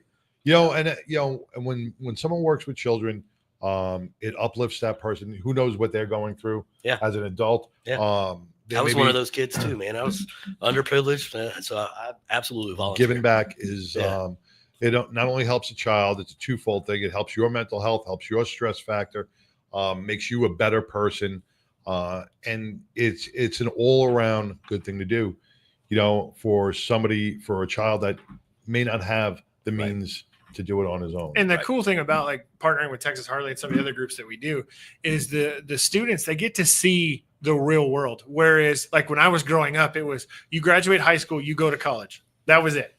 And I will tell you that I am toga. And then that happened. I am the third of three of three. I have an older sister and an older brother. One of the 3 of us has a college degree, and she lets us know it all the time.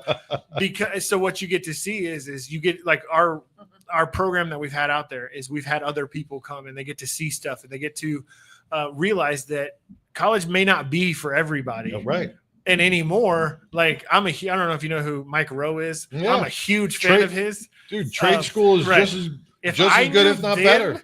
What I know now, I I wouldn't have wasted probably 4 wouldn't be years doing this. and an art degree at Kansas University. Yeah, that was fantastic. Yeah, but no, Micro has dirty jobs. That's what builds America. It's what keeps America going, and that's what you need. And if you knew what they make, yeah, because as my wife's Plenty of favorite money. phrase, we pay for convenience. Not as much as the ambassador of fun over here. So I pay for convenience. I get my groceries delivered. exactly, but somebody's got to do it, and Yeah, and I you'd be surprised how much how much people that drive trash trucks make these days. Because the jobs that people don't quote unquote want to do, right? You can make 6 figures. And Easy. And if you notice, a lot of trash And you truck don't really now, have to they just deal push a with button. people. I personally would love to drive a trash truck. I would Anybody do it. out there want to let me volunteer? I would do it. I'll take your shift for the day. I work for Republic, do so I'll it. bring you over. Let's go. Put my earbuds in. Just not have to deal. Well, guys, I want to thank Texas Harley Davidson, and I want to thank the Tree of North Texas for your community support and everything you do within your community and for our children. It goes without saying that no child left behind. You are saving and making a difference in so many different lives. For Texas Harley Davidson, man, you're always giving back to the community, and that's why we need to support Texas Harley Davidson, because if they're supporting the community, we need to support them. We support businesses that support others. It's easy to write a check as a corporate person, but being out with boots on the ground like what Micah does, going out there, man, no check, that's worth so much more than a check. Yeah. Sitting behind a desk saying, here's $50. Well, we don't get do out it there for and the do money. something else, man. I am available for office parties. So you need I some don't think entertainment. anybody at this table is doing it for the money. No. Wait, hold on. What is money? I don't know. Gift cards. Yeah. I don't Right. know. So no money. You can give this weekend, Saturday, go to Texas Harley Davidson, $10 gift cards, MasterCard, Visa, any kind of thing. 10, 20,000, 15, whatever it is, you want to whatever you can afford. Go there. Texas Harley Davidson this weekend. Drop off the gift card. Everything is going to go to the Tree of North Texas. They're going to also pick the code. You got the guess the code to win $10,000 shopping spree, which can't be used towards a new motorcycle. But this is also going at not just Texas Harley. I saw that It's at the code all also at the 6 of Texoma our one. Yes. dealerships. So I'll be at the Harley Davidson Texoma of Waco, Texoma, Roughneck, Lumberjack, and Yes. Texarkana all have the crack the code this weekend. Yes, because I saw that they're having the pinup competition where I'm going to be at, and that going on at the Texoma one. So we're trying to give out $60,000 this weekend. So if y'all aren't busy, you're trying. We'll make it easy on you. We'll make it. We'll come there and crack the code. So you see Micah in the Tree at Texas Harley, or you can see me at the Texoma one at the pinup contest where I'll be hosting and emceeing up there. Or you can come out to the Jarhead Jam, Or the go to 7th the annual Jarhead Jarhead Jam at Thunder Road Cycles, and give back to the kids, fill in the backpacks, It's a and bring it, big and fill up the weekend. 2-ton military truck with school supplies. So we're all giving back to the kids in some way, somehow I'm this just weekend. on a stage That's looking what that's pretty. what it's all about. Yeah, she's gonna look pretty. that's giving back to That's you. giving back to the you. community. Yeah. All right, we're going to take a quick break, man. We'll be back with Ageless Men. We're going from, and I'm going to say it, Harleys to hard-ons. We're going to make it all right. I was going to say sticks. Making people blush over there. We'll be back after this.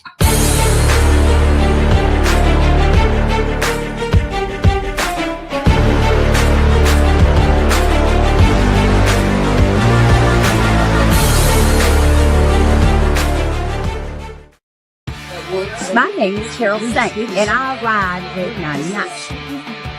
Hey, I'm Homie, and I ride on the 99. You can watch it every Wednesday, 99% radio. Hello, beautiful people. I am Jazz. I ride with 99, baby. Woo! 99% radio every Wednesday. Stay tuned. Woo! Y'all be fantastic. Right.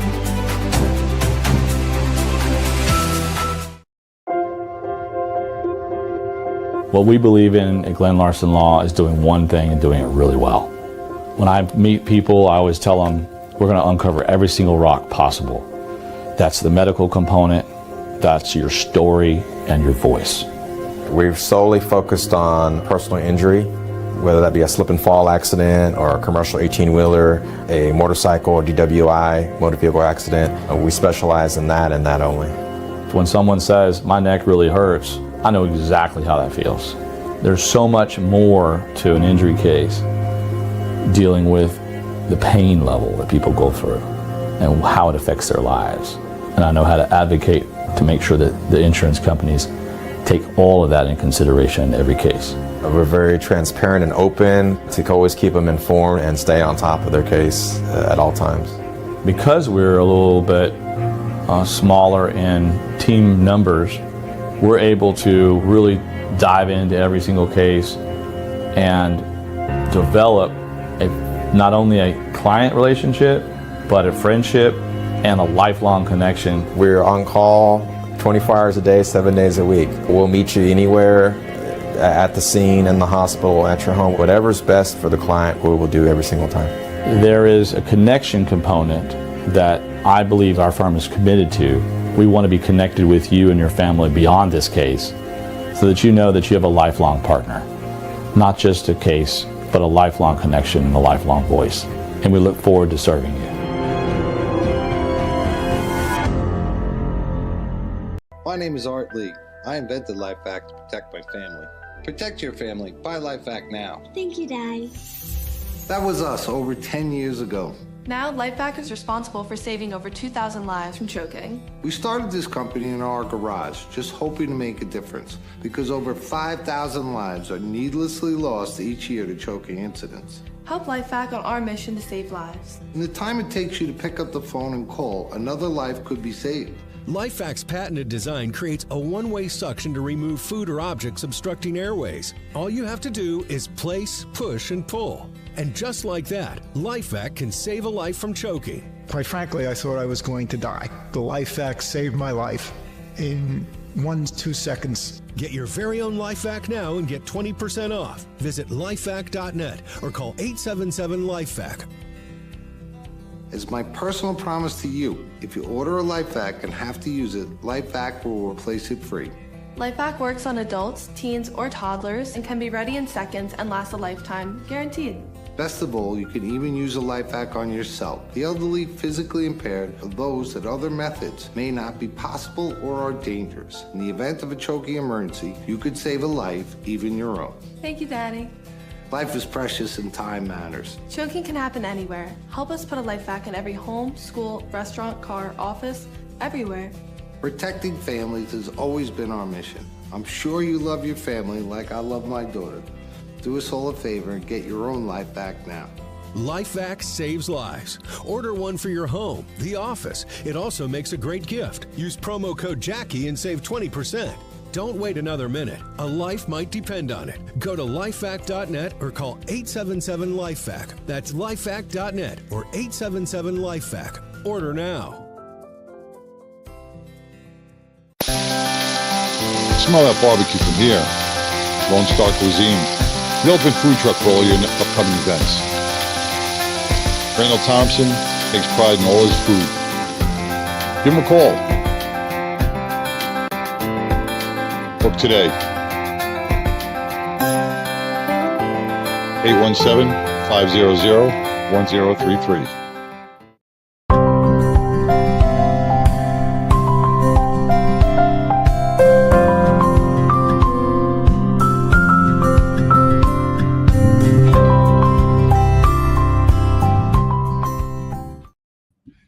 Hey, welcome back to the 99% Radio Network here in the Fishbowl. Man, that was an amazing interview with Micah Long with Texas Harley Davidson and Brandon Board with the Tree of North Texas. Man, it gave me goosebumps to know that there's an organization out there that is really going above and beyond for our children. Well, I know of a couple. Huh? I know of another one over there that does all the things for yeah, the kids. that's yeah. Tattoo Mark is gonna, and we're gonna get into that. But first, I want to introduce. We're talking about Harleys, and we're going to talk about something that may get some guys a little squirmish when we talk about low T, right? Mm-hmm. It's something that's naturally happens in the body as either you get older or it's, it could be, there's so many different things that can affect your testosterone levels, which in turn could put you in depression. There's so many different side effects of low T. And I want to introduce Karen Hoffman with Ageless Men of Bedford, Texas. Welcome, Karen. Thank you. I'm happy to be here. I'm happy to have you here. It's a tough subject for a lot of guys to grasp onto, or they just don't want to talk about it. They just want to kind of sweep it on the rug type of thing. But so many battle this issue each and every day. Well, and part of the issue, a lot of times guys don't know that's what the problem is, right? So they will have memory loss. They'll have depression, lack of energy. They'll start gaining weight in, places that they didn't have it before. They'll start having weakness at the gym or not being able to recover from a workout. And so they just kind of dismiss it as, oh, I'm getting older. It's fine. This is part of life. But not all the symptoms of low testosterone occur in the bedroom. So, right. Like I said, they have a lot of other side effects. Absolutely. Now, Chance behind the board over there, young guy over there is going, I got no problems with low T, but you never know. But I know we've had conversations at Texas Harley. Yes, actually. Mm-hmm. When we talk about, even though your testosterone levels are within normal ranges, mm-hmm.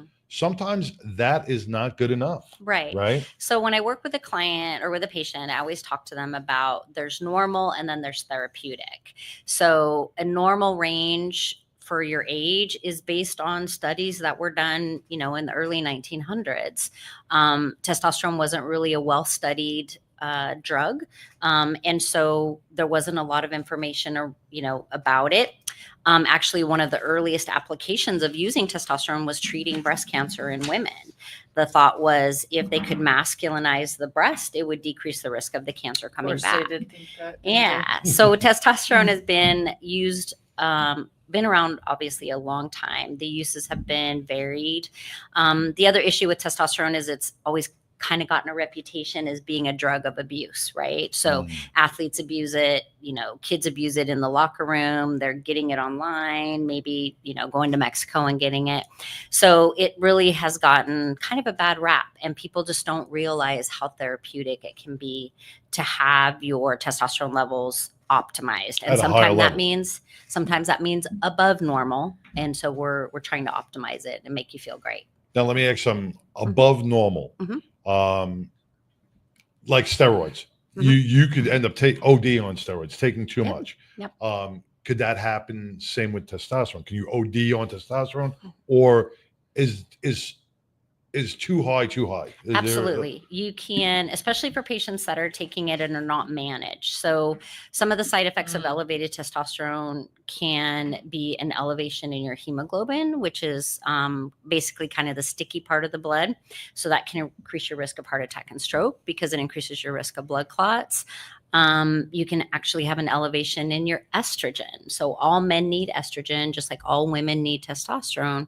But when it gets too high, it can get you in trouble. And so we monitor all of those things. We make sure that we're monitoring your prostate, making sure that there's no abnormal cell growth there. Testosterone does not cause cancer. I want to make sure that that's very clear. But because it's a natural producing thing in your body, right? Absolutely. And so it's kind of funny, but cancers in men, especially prostate cancer, that's one we hear about, guys get nervous about, obviously. That's actually an estrogen hungry cancer. And so if your estrogen level is high and you have these cancer cells in your prostate, the estrogen will feed it and the cancer will grow quicker. The testosterone does not cause that, and the testosterone is not the issue, it's the estrogen. So we work really hard to make sure that we keep all of your hormones in balance. And we're also primary care. So if you have diabetes or high blood pressure, you're just not feeling well, come by the clinic and, we'll work with you and get you whatever help we can. Is it true or not that testosterone can make men more angry? So generally the association with mood is more of moodiness versus aggression. Men that abuse testosterone or take too much of it, again, more often than not, that aggression is because of estrogen. So I always tell guys, if you're concerned about your estrogen or you want to know what estrogen symptoms are, think of any woman you've ever known that had PMS. You're bloated, your nipples are tender, you don't feel good. So just walk up to the guy and be like, you'll know. And if he flinches, leave me alone. Yeah. And then they cry, and then you know that their estrogen is too high. Then they eat a gallon of ice cream. Gallon of ice cream, absolutely. But we just started a whole new TikTok trend. There's that question you just said about anger issues or well, because my experience, I've been doing I'm not saying mine, but I've noticed also like friends of mine, they're men, things like that. It seems like when they would go to get those shots like the week after, maybe they were like, I don't know. I think, seemed a little more irritated. What I bring it to is some of the football players back in the 80s, they mixed testosterone with steroid use, and their bodies was just so out of balance because one, they weren't doing it under really a doctor's care. They can't regulate They themselves. were shooting They were shooting this stuff up in the gym locker room, not really dosing correctly. Right. Well, and they were probably using too much. There's different kinds of testosterone. There's propionate, there's cypionate, there's mixes of testosterone. Some testosterone is animal-based versus plant-based. So our testosterone is plant-based. So it's very clean, which helps to limit some of the side effects. See, another good thing the plants do, right? Right. When we talked about hemp and hounds, with Billy Ball, Billy All Bull, natural. all natural. That's The plants, plants were put here for a reason to help us heal. Right. And so, like I said, we do the most important thing that we can do as providers is help to, number one, answer questions, educate our patients, but help prevent complications. And it's fairly easy to do by monitoring the patients, talking to them, doing lab work, asking how you're feeling. And you don't get that when even if you're ordering it legally from, an online company, right? You're not getting that personal touch. You're not getting that, hey, things look a little different than they did last week, or how are you sleeping? Like, those are questions that need to be asked in order to make sure that you're doing this safely. And you don't always get that if you're not having an actual person. What did you think, like, is your young, like the average young guy, like, when do they think they should start going and at least getting I don't know, I'm not a man. Yeah, honestly, I've had patients as young as 22 years old. That's what I was kind of thinking, like early 20s to kind of be ahead of it. So there's a cutoff. We have a protocol, and that's the other thing. That's the other thing I love. It's like I work just fine. It works just fine. But it's not just about it's not about just erectile thing. Exactly. It's not about not getting it up, y'all. I mean, those are some things, but there's other reasons why you do this. It's not just sexual. Well, and there are a lot of chance. Right. There's a lot of theories that float around now about all the steroids that are in the foods we eat. And so that is having an impact on I actually didn't even know that was a thing. Yep. And so the steroids that we eat in food, like especially in, animal products. I guess I did. Yeah. So what is that doing to us internally, and what messages is that? How is that affecting our hormones? So if you look at the average, I always tell people, if you look at the average high school age, 18-year-old dude, when I was in high school, to meet somebody that was 6 foot tall was insane. And I'm really old. I'm going to be 57 it was like in a few one weeks. in every 30, you see like one tall. But now these kids are graduating high school and they're 6'7". I was like the one tall kid in my class. Yeah. It is so true. Now they're all like 30. Kids are all. I mean, you see 12-year-olds that are like 5'8". Yeah, my 10-year-old looks 13. Yeah, it's not and that it's big all deal, because but it's a big deal. the food that they're eating, the steroid-based food. Yep. Yeah. It's scary when you really break it down, but it's also like it's also goes down. That's what I can afford to feed him. Yeah. I mean, well, and there is there are obviously there's genetic links to people's height and size and that sort of thing too. But just as a culture, as a nation, our children are getting larger. They're having more issues with cholesterol problems, high blood pressure in the early teens. And again, not all of that is related to testosterone, but those are things that need to be evaluated. And many primary care providers are not equipped to do that. So I always tell my patients, yes, I'm a primary care provider, but I get to know everything about one subject. Your PCP has to know a little bit about everything. So, like I said, if you want to come in, I'll be more than happy to manage your diabetes, your high blood pressure, all of those things. But my specialty is correcting your hormones. And, you brought in the personalized aspect of this. And I am not going to discredit any online pill that's out there. I don't want to name any online pill that's out there. But when it comes to you in a brown paper bag or an undisclosed, I know here's where you got to really kind of break the stigma. You are buying a medication from online. You do not know if it's regulated. You don't know where it's coming from. Just to save yourself the shyness or the embarrassment of talking to somebody in real life about this issue.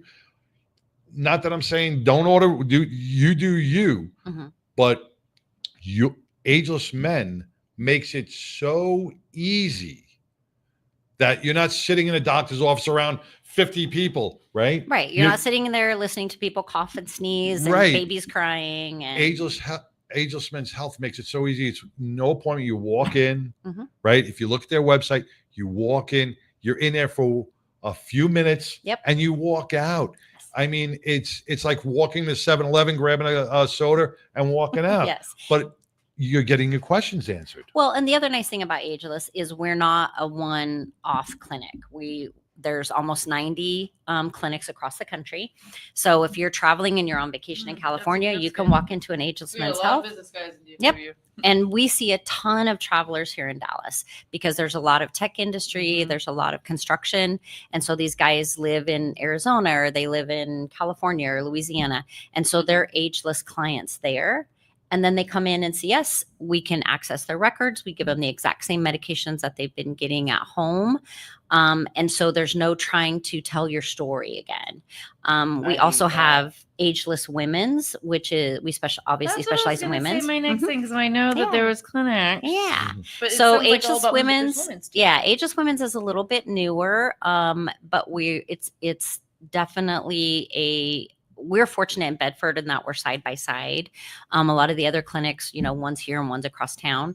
But in Bedford, we love to see couples because they'll come in, and while the gentleman's waiting for his wife to be seen, he'll see that, there's a men's clinic right there, and they'll pop in. Or a lot of our guys, their wives will come with them and they'll be seen on the women's side, but they come over to us because our snacks are better. Well, that makes sense. yeah, there's lots of snacks. No, because I mean, today's my birthday, so I'm 43, so I'm getting to that Happy time. birthday. But I can tell they're you get tired. There's things that are different in your body. It's not all about the sexual part. It's about other things that you need as you get older. So the one thing I learned on their website too, as you scan by, and for women, is skincare. Right? You do the skincare. We do Botox. We don't do a whole lot of in-depth, like laser treatments, and some of the clinics do. Some of the better established clinics, like in Arizona. I'm not more on the super. I mean, I get that some people are, and I'm not about the superficial. I mean, I don't know if that's the best way to put that either. What? I really don't. I have not done any. My makeup is from 7-Eleven. I am so low maintenance. I'm not gonna lie. There's. I mean, it's dollar store cream that's helped me out, but I am getting to that age. I don't know what my options are. I guess and so I will tell clients, whether it's men or women, because I've been doing this for about 11 years. I've done men and women both. I've been on testosterone for almost 20 years. I'm 57. I started it after a horrible bout of postpartum depression. See, I had a lot. I did have insurance, so I've been going no insurance since my kids were born. So I've just been kind of winging it for 10 years. Yeah. And that's the other thing with Ageless is we do work with some insurance companies, but we're a cash pay. We're not a membership. But you work with the cash pay. Yeah. See, that's important to me. Some other clinics in the area and in the country, they make you buy a memberbership. You pay for all of these things up front. Turn me off right away. Yep. No, you pay when you come in, you pay for the services you receive. And that's it. And we don't try and upsell you a bunch of stuff. I like that. Because I don't know what I'm going to come in for. I come in as I need it. I'm one of those patients. I know I need to go to the chiropractor, but I will go in when I need it. Yeah. And we can get you set up. If you are one of those people that I'm more comfortable doing it in my own home, great. Come in. We'll do a few rounds with you. Make sure that you're confident in what you're doing. We want to check your labs. We still have you come in about once a month to see how you're doing. But we order the medications and we can have them shipped to your home for you. But they come through us. So we've already validated the medication. We work with the pharmacy. We know that what we're getting is a great product. That's the way it should be. If people are doing it a different way, you might need to check who you're getting it through. Correct. My opinion. You don't, and mail order. You just don't know. You want to have it certified and validated by a professional. Now, for those who are just hearing about it, going, well, this is some fluke. Ageless men. You've been around for almost 15 years, right? Ageless men. Well, Ageless itself has been around for about 30 years. 30 years. Yes, 30 years. Oh, yes. okay. So the gentleman that started the company, they started it about 30 years ago as a way.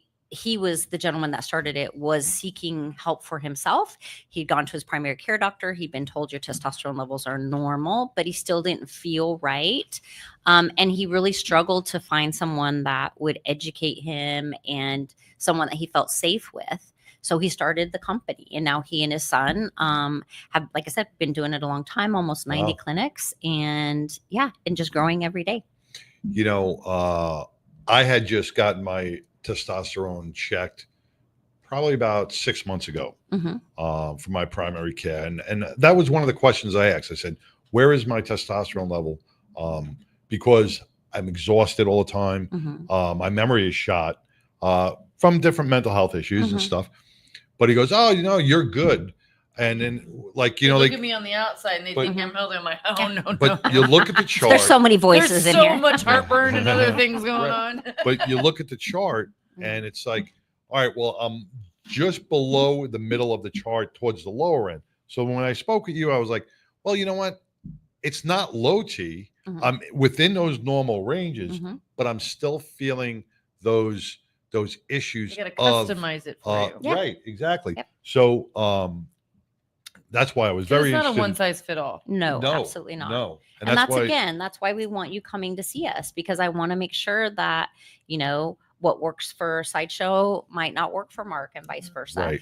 And we customize it. I tell my clients, it's what we're doing is an educated guess. It's still a guess at what your dose needs to be based on your numbers and your weight. So I want to see you back. That's why you see him back, because a week into it, 2 weeks, 4 weeks. 4 weeks. That's when everything gets in there. You get to see the changes or not changes that you want to see. So that's why you need to see them, because you can tweak it. Yep. It's all about it's all about tweaking it as you go. The ride. Yeah. And testosterone is a natural anti-inflammatory. It's a natural mood stabilizer. Yes. So it's just great for your well-being. I definitely need a mood stabilizer. Yeah. Well, it's also why it's also important for men to be open and honest when they come see you. Yep. So if they are feeling a little different after you do that first dose, I'm fine. I'm fine. No, really tell them, because they'll be able to tweak it.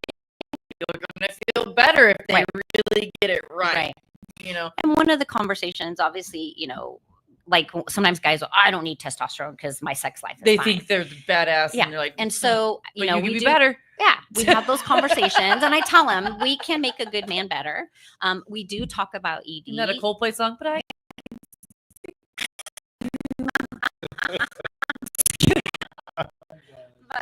and we offer ED treatment because testosterone isn't going to fix all of those issues. But I take it very personally. And I talk to my patients about not just, here's your testosterone level, throw a pill at your erection difficulties and move on. Don't mess A the lot of problem. times there's a psychological component to it. It might be that their weight is contributing, because if they're overweight, the medications may not be working because it's not getting into the bloodstream where it needs to be. Maybe they're just not taking their medications correctly. A lot of guys don't know when they should take it, what to expect. Well, they're men. Right. Well, they've watched a commercial and their wife said, you need that. And that's see, you Everything's fine. You get the information on a commercial, which is anybody on a commercial is just going to try to boost their product and make it sound like the end all, the ever all. They say they don't right? get paid. I'm not a paid advertiser. That's why in person, ask the questions. And if it's bothering you that bad, this way, we talk about stigma and smashing stigmas on so many different levels. This is one of those stigmas you really have to feel comfortable about, and just walk in there. Your first day, you may be a little shy, you may be a little apprehensive to ask, but everybody I've met from Ageless has been so professional, fun, endearing, and making you feel so comfortable that we could talk about anything. Yeah. It's it's almost like a counseling session at a doctor's office, but with friends. Yeah. Because that's how they are. And we do have guys that come in, I think, just for life coaching, because they're doing fine, and we're like, well, you really don't need, But then they sit down and they start talking about, I am having an issue with this or a problem with this, and they don't realize. A lot of times, you don't realize how bad you're feeling till you start feeling better. And so it's I like that. I like that too. That was And so that's one of the things that I had a patient tell me the other day. We were having a very frank discussion about why certain medications were not working for his ED. And we started talking about the biology of it and the physiologic part of it and the psychological part of it. And he said, you know a lot about erections for somebody who doesn't have a penis. And I'm like, well, I've been doing this a long I've been time. around a while. Well, I think women are kind of experts as well. Yeah. So, but like you've seen one, I've seen a lot more. Yep. How many of those have you played with? Ain't making Betty Bees with the limp one. That's right. You've only played with your one. Yeah, yes, but we do. We want to make it comfortable. We don't want to make it icky or we've had clients. Yeah. Well, I've had patients that come in and they say, well, I don't want to see a girl. I want to see a male provider. Right. And then after they see a male provider, they're like, you were a little more compassionate. You explained it, because sometimes you just need to know, like, this is what women think, right? We're not all like, oh my gosh, we've done this tantric sex, whatever. We just want you to feel good. And we want you to be healthy. We want you to keep you around so that we can do these things together. Right. And, it's, you don't have to be, again, you don't have to have ED to come in. You don't have to be losing a bunch of weight. The consultation is free. The only time we charge for anything is if you decide to proceed with testing. But you can come in for a free I don't want to get into consultation. pricing, but I kind of got into pricing a little bit with her when we were sitting at Texas Harley Davidson. Now, some of you are probably going, well, if they only take cash, it's probably through the roof. I was shocked when I found out how affordable this is. I mean, even on our budget, I mean, affordable, where, when we talk about, like when Lori turns around and says, hey, you give up a couple of Starbucks and a couple of hamburgers, and you can get the proper insurance. Same here. Give up a couple of Starbucks and a couple of nights out and eat. It's that affordable. Yeah. It's that affordable. Yeah. And the health benefits, just the self-confidence guys have after they've done something good for themselves. And we have women that call and say, hey, I want to make an appointment for my husband.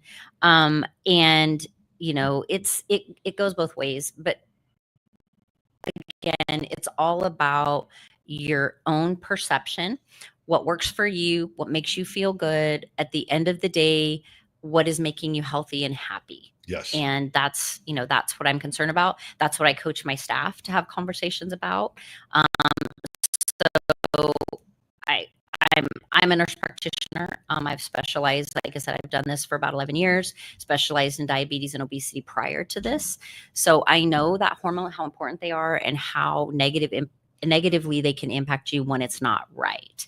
So that's just my message. Just make sure you're doing it right. So, all right. So for those who want to know, like what to expect. All right. I come into, hey, I'm just not feeling great, or I have ED, or I walk into the Bedford office. I'm tired and I can't get my dick up. What do I do?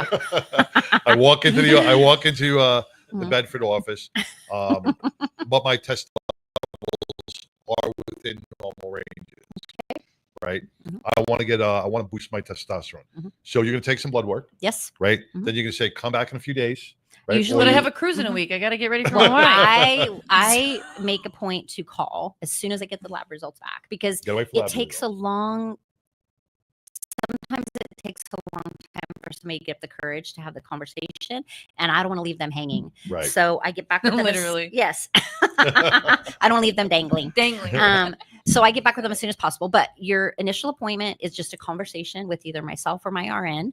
Lab work if you decide to move forward. And then after that, once you've established your plan, then it's 5 minutes to pop in. You don't need an appointment. You just say, Tuesday's going to be my day. We put you on the list for Tuesdays. The reason we do that is we can check you off. And we know if we haven't seen you for a while, we'll give you a call, say, where you been? Are things okay? But let's say that where have you been? Right. I'm calling you. I've been calling you. Yeah. So, and some people don't qualify. Stuff's working really well. Right. Some men come You're in. not returning my calls. National levels are not, because we have a very strict protocol. And if they don't qualify for testosterone, we can do things like HCG, which we'll talk about. Well, yeah, your testosterone's pretty low, but more importantly, did you know that you have diabetes? Because men don't go see a doctor. We just, most men, I haven't seen a doctor in 20 years, so they don't know what their issues are. Yeah. You're only going to go because their dick's not getting up.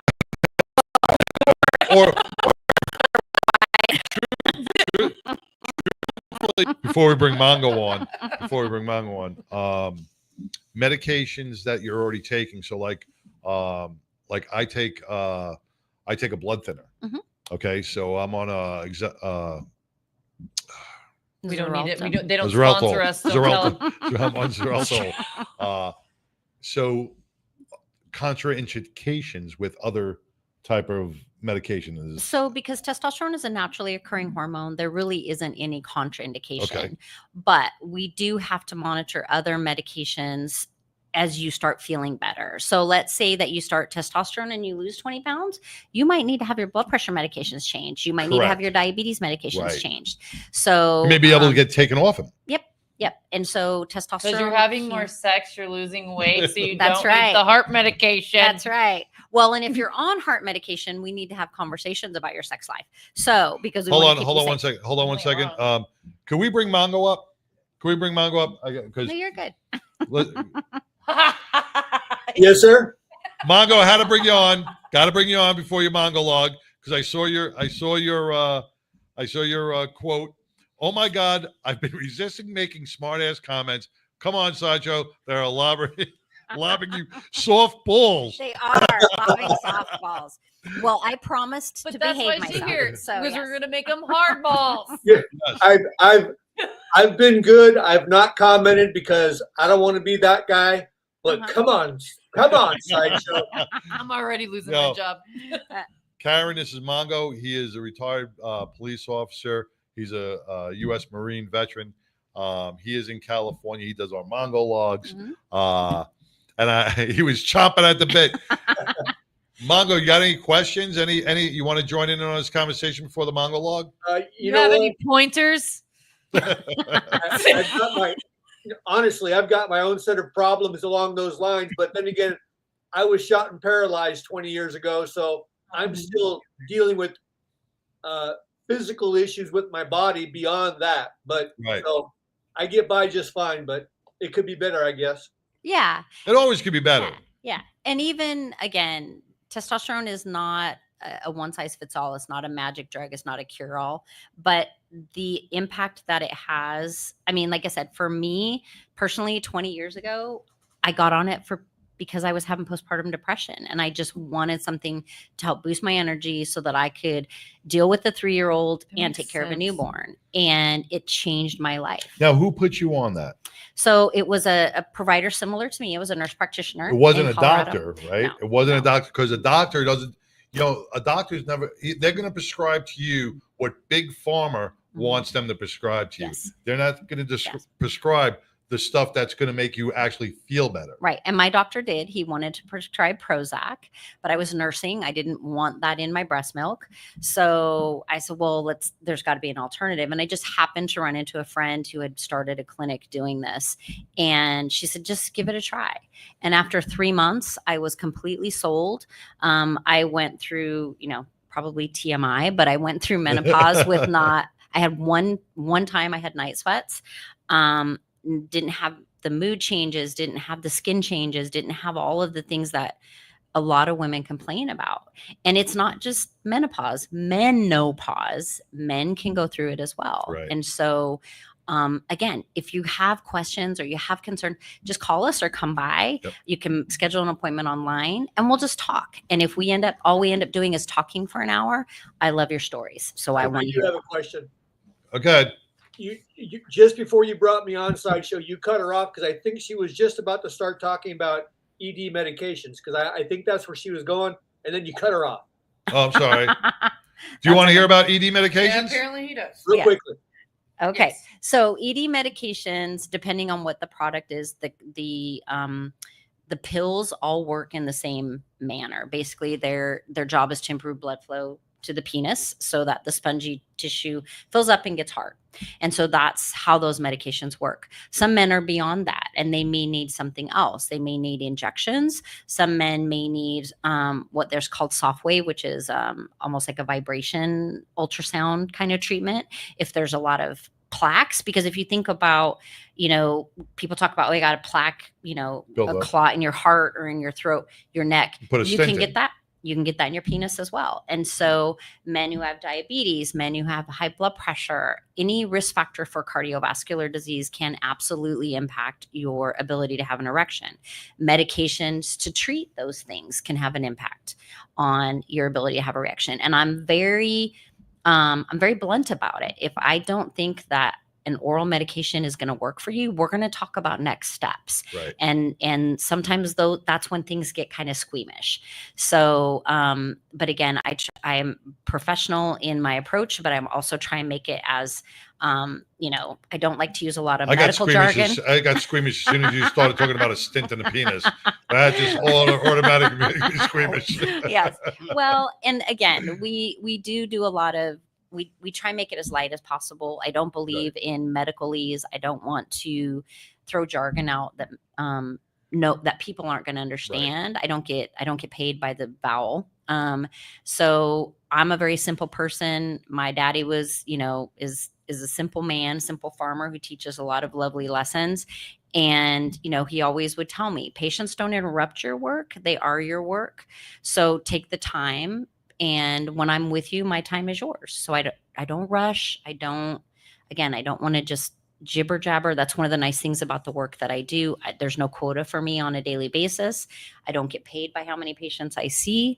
So if our conversation takes 20 minutes, awesome. 20 minutes, you're out the door. If it takes an hour and 20 minutes, then that's what it's going to take. And we're going to figure out a plan. Very cool. Now, Mongo, when you talk about the ED medication, so, we all know Viagra and all that other stuff that's prescribed and very expensive, right? Now you can get these blue pills, green pills, whatever, off TV for a fraction of the cost. Are there similarities? Are they different? Are they the same? So you see gas station Viagra, for God's sake, which please do not go to the gas station and take any pill from Chevron. Don't get sushi from the gas station either. Yeah. Pills and sushi are two things you should never, ever buy from a gas station. So there really isn't anything over the counter that's going to be as effective as a prescription strength medication. But again, medication, whether you buy it over the counter or you get a prescription from your doctor, there are side effects. And again, when you're buying something over the counter, even if it's, at Whole Foods or GNC or whatever, there's some 20-year-old kid there who's working on commission. They may not know the side effects. They may not tell you, hey, you're going to need to cut back on this medicine in order to take this, or these are some potential side effects, because they're not trained in that. They're trained on how to make a sale. And so I always want to do things as holistically as possible, but there are some things that require medication, and you get to a point where that's what you need, then you need someone to be honest with you and blunt about it and say, here's what you need to do. We talk about, I'm more than happy to talk to gentlemen about their sex life. I'm more than happy to talk to them about, emotional issues, because there's so much tied to sex. And when you're not 20 anymore, there's a lot more thought that goes into it. A lot more weight that's got to come off. Well, Karen, we got to get into the Mongo log soon, but I want to thank you so much. Absolutely. If you live in the DFW area, they are right here on Norwood Drive, 1312 Norwood Drive, Suite 200 in Bedford, Texas. All right. Stop by, go on to Ageless Men website. You'll find all the locations near you. There's 90 locations throughout the country. In the DFW area, we have our location in Bedford. We just opened one in Frisco, but we're all over. We have in Austin, Houston, San Antonio. We have locations all over Texas. But we'd love to take care of you. Fantastic. So agelessmenshealth.com. You can schedule an appointment right there. You can call our office. The number is 602-880-0248, and you'll probably get a hold of Anna, who's my lovely front desk person, or Carmela, who's my nurse. Okay. Again, we're a fun group. Mark can, Mark recommend him. Mark comes by and visits us with his lovely little doggy, and like I said, just give us a call or come by. Fantastic. We'll be happy to take care of it. Thank you so much. You're welcome. Thank you for having me. It's been Thank fun. you for being here. We learned so much, and you know what? Hopefully, this conversation made you feel a little bit more comfortable. And maybe we'll get you healthy and get you what you need. So have that conversation. Go check out Ageless Men's Health. All right. We're going to get into the Mongo log. Ready, Mongo? Wait, let me play your opening.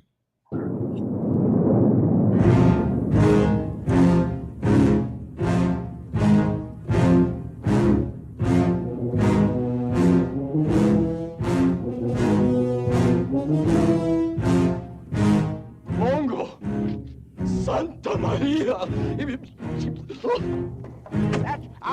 Never mind that shit. Here comes Mungo. All right. So, hey, so Sideshow, in all the years that I've been doing this. Oh, by the way, happy birthday, Pitbull. Thank you, baby. Thank you. So, in all the years that I've been doing this, I've always said, if you have a request, send it to me. Nobody ever did. But last week, Sideshow made a request. So I complied, and here we are. All right. So the excuse me, the monologue this week is on Yellowstone National Park, the animals, and the volcanoes. I will get right into it. All right. The wildlife is not migrating out of Yellowstone National Park, despite misinformation spreading on social media. The National Park Service is clearing up any misconceptions on whether wildlife is migrating away from Yellowstone National Park. A video that has been trending on Google for the past week depicts a mass migration of animals. The National Park Service believes the videos that are circulating on social media are AI generated and satirical in nature. It does undermine overall perception of understanding of how things work, how nature works. There are natural ebbs and flows of wildlife migration within Yellowstone. The majority of movement tends to happen in the winter. According to the National Park Service, Yellowstone is home to hundreds of species of birds, fish, and mammals. Yellowstone is the only national park with no fences to contain the wildlife, and therefore they're able to roam freely. They're free to come and go, and there's migratory path for elk, bison, and deer. The animals leave the park in the winter to get better access to food that is likely covered by snow within the park. When the animals that eat plants and grasses leave, the predators tend to follow. The mountain lions follow the deer, the wolves move with the elk. There is no reason for them to be leaving right now. This year is a normal year with typical weather and moisture. Elk and bison will seek higher ground in search of cooler temperatures and with fewer insects. There are videos depicting dozens of bison moving together, recorded in the recent past. It's usually about 40 bison out of about 4,500 within the park. In the winter, it's easier for the animals to walk on the roads than the snow-covered ground. Some of social media users hypothesized that the supposed migrations were occurring due to a pending eruption of Yellowstone's supervolcano.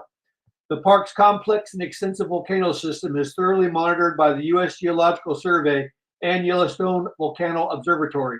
The current alert level for volcanic activity at Yellowstone is normal, or code green. According to the USGS, geologically, it's going to erupt in the next 2 billion years, but probably not today. While the misinformation may be just a form of entertainment, it can become concerning if people start to believe it. It tends to undermine the overall perception of understanding how things work, how nature works. Now, research has pinpointed when the Yellowstone supervolcano is likely to erupt. It probably won't blow today, but a new study finds that future eruptions will likely center on the northeastern side of the national park.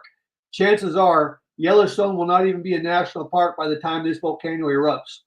Any such massive eruption is expected to take place hundreds of thousands of years from now, according to the volcano seismology and the Hawaiian Volcano Observatory. Helium is a critical cooling component in rockets, nuclear reactors, superconductors, and medical diagnostic equipment, but supplies may soon struggle to meet rising demand. It's been more than a decade since scientists discovered that Yellowstone holds huge amounts of helium gas, but questions remain over whether this helium can be extracted to address critical shortages. Helium is produced almost exclusively as a byproduct of natural gas, methane to be precise, because natural gas deposits trap helium. Scientists, however, are of course searching for greener sources to limit global warming. A new study examined 3 locations: Yellowstone in the United States, a location in eastern India, and southwestern Tanzania. These 3 locations satisfy most of the conditions needed for the extraction of helium. These locations are geothermally active, meaning that they are places where heat from Earth's interior rises to the surface, leading to formations such as geysers and hot springs.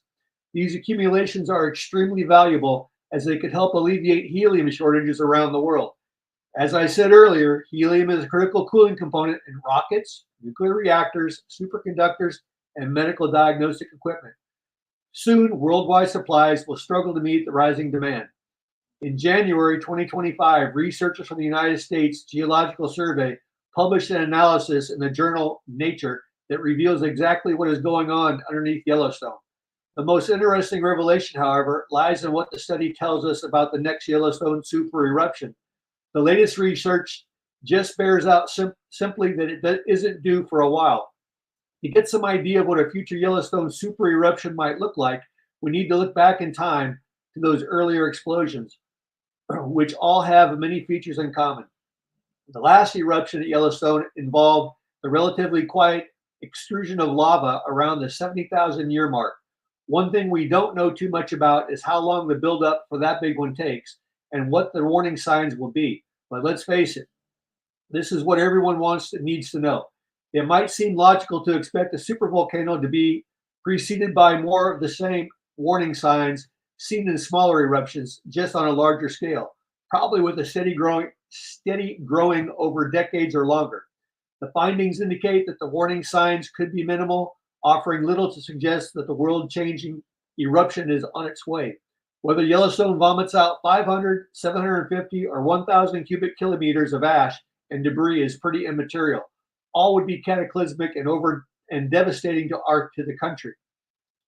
Whenever it comes, the next Yellowstone eruption will be impossible to miss, whether you live close by or on the other side of the planet. Its consequences will be unavoidable. Blasting upwards faster than the speed of sound, a plume of ash and pumice, the same low-density rock used to abrade hard skin, will reach the edge of space within minutes, spreading laterally to plunge everywhere into pitch darkness. A torrent of hot ash and pumice falling across Yellowstone and the surrounding region will start fires while heating the air and making it almost impossible to breathe.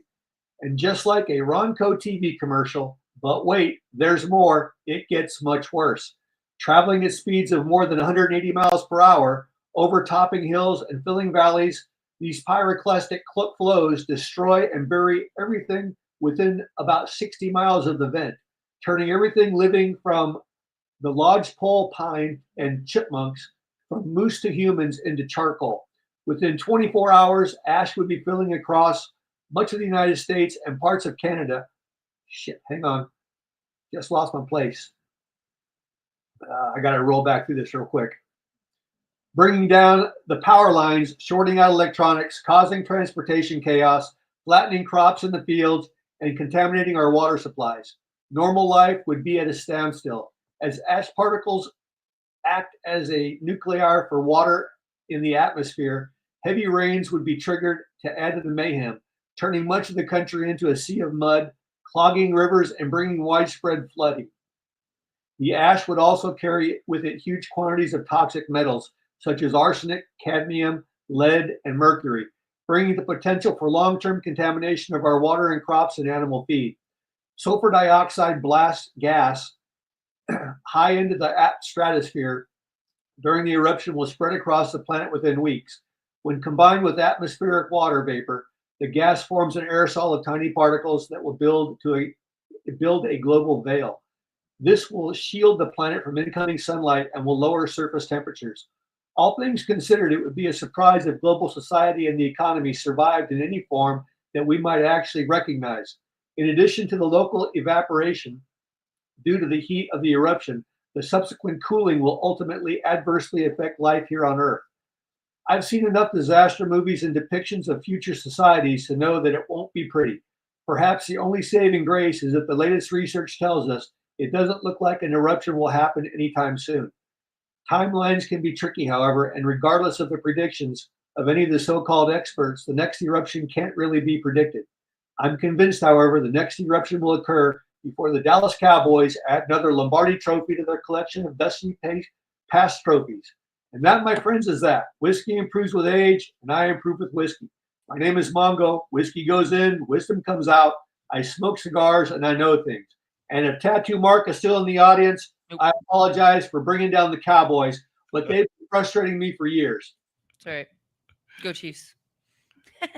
Just kidding. All right. Mongo, Another amazing Mongolog. Thank you. I appreciate it. Bro, I do appreciate you bringing this to light because, here's what, your Mongolog not only brought some great information, it also had a twofold effect on misinformation. Many people get their news, they get their opinions, or they think it's fact through TikTok, through all these different social media networks, and it's just total misinformation. And AI, like you said, is able to generate realistic pictures or something that's actually happening, and it really isn't. I came across a picture while I was doing research for this of probably, and I'm just guessing the number, maybe 300 bears laying together on the road, blocking the road to Yellowstone, right? Yeah. Well, that's an AI picture because, for one thing, bears don't congregate in groups. If you see two adults together, they're probably a mating couple, and once the mating's over, You ain't even heard of man's out of there. Was it not like Obama's administration that they said that they didn't have to regulate the facts on Facebook and social media? Yeah. That's what happens. You get bears on a road and in a herd. And probably the only time you're going to see adult bears congregating together is you might see 3 of them fishing salmon within the same 500-yard stretch. But that's as much social interaction they get. Mothers and their cubs, they stay together. But adult bears don't do that. So the picture, although it's awesome, is great. I've seen that happen. I seen the poster. All the dogs played. All the dogs playing poker. It's true. That's true. But this is where people should be held accountable for false information like that, because they could. Well, you're supposed the wrong information could really cause havoc on so many levels. You're supposed to, like, now I know on social that I use, like, you're supposed to have a button. There's a button that you click if you have an AI photo or anything. Like, at least I do. Like, if I have a photo that, it's been funny, I got it through AI, you click the little button to let everybody else know it's an AI photo. Obviously, to me, it looks very obvious it's AI, but there's some people that don't get it. Right. I get my mom going, "That's really cool. How'd you do that?" I'm like, yeah. Well, because people scroll so fast. They only, they're not looking at the whole picture. They're just listening to the words. And that's the way their minds are working. It's 30 seconds of non-factual stuff, and they move on to the next thing. And then they make that Yellowstone National Park. All the bears are leaving. Must be something going on with the Earth's inner core. And people start elaborating, and then people start getting nervous, and who knows? It makes me worried about our educational system. Is all these That's why are believing it. Right. That's why I love the Mongolog so much. Mongo, you take so much time. You get your news and your facts from so many different media sources and books and reading material, and you bring it and you put it all together. People don't understand how hard Mongo works each and every week to bring this Mongolog to light. It's an all-week thing. He puts it all together. Yes, he does sip his whiskey, and I'm really sorry you spilt your last sip today. But but he puts so much time and effort into this Mongolog, and being conservative, being a Republican, he is far from biased. If it's a Republican that goes bad, he's going to call him out. If it's the Democrats going bad, he lives in California, and he's a Republican. He's got to have both sides there. But he's the most neutral person I've ever met that will tell you how it is, and that's why we have the Mongolog. Well, I appreciate it. Excellent. What, bro? I say I appreciate that. Thank you very much. You're very welcome. Hey, I got to let you know, I've been drinking a lot of whiskey.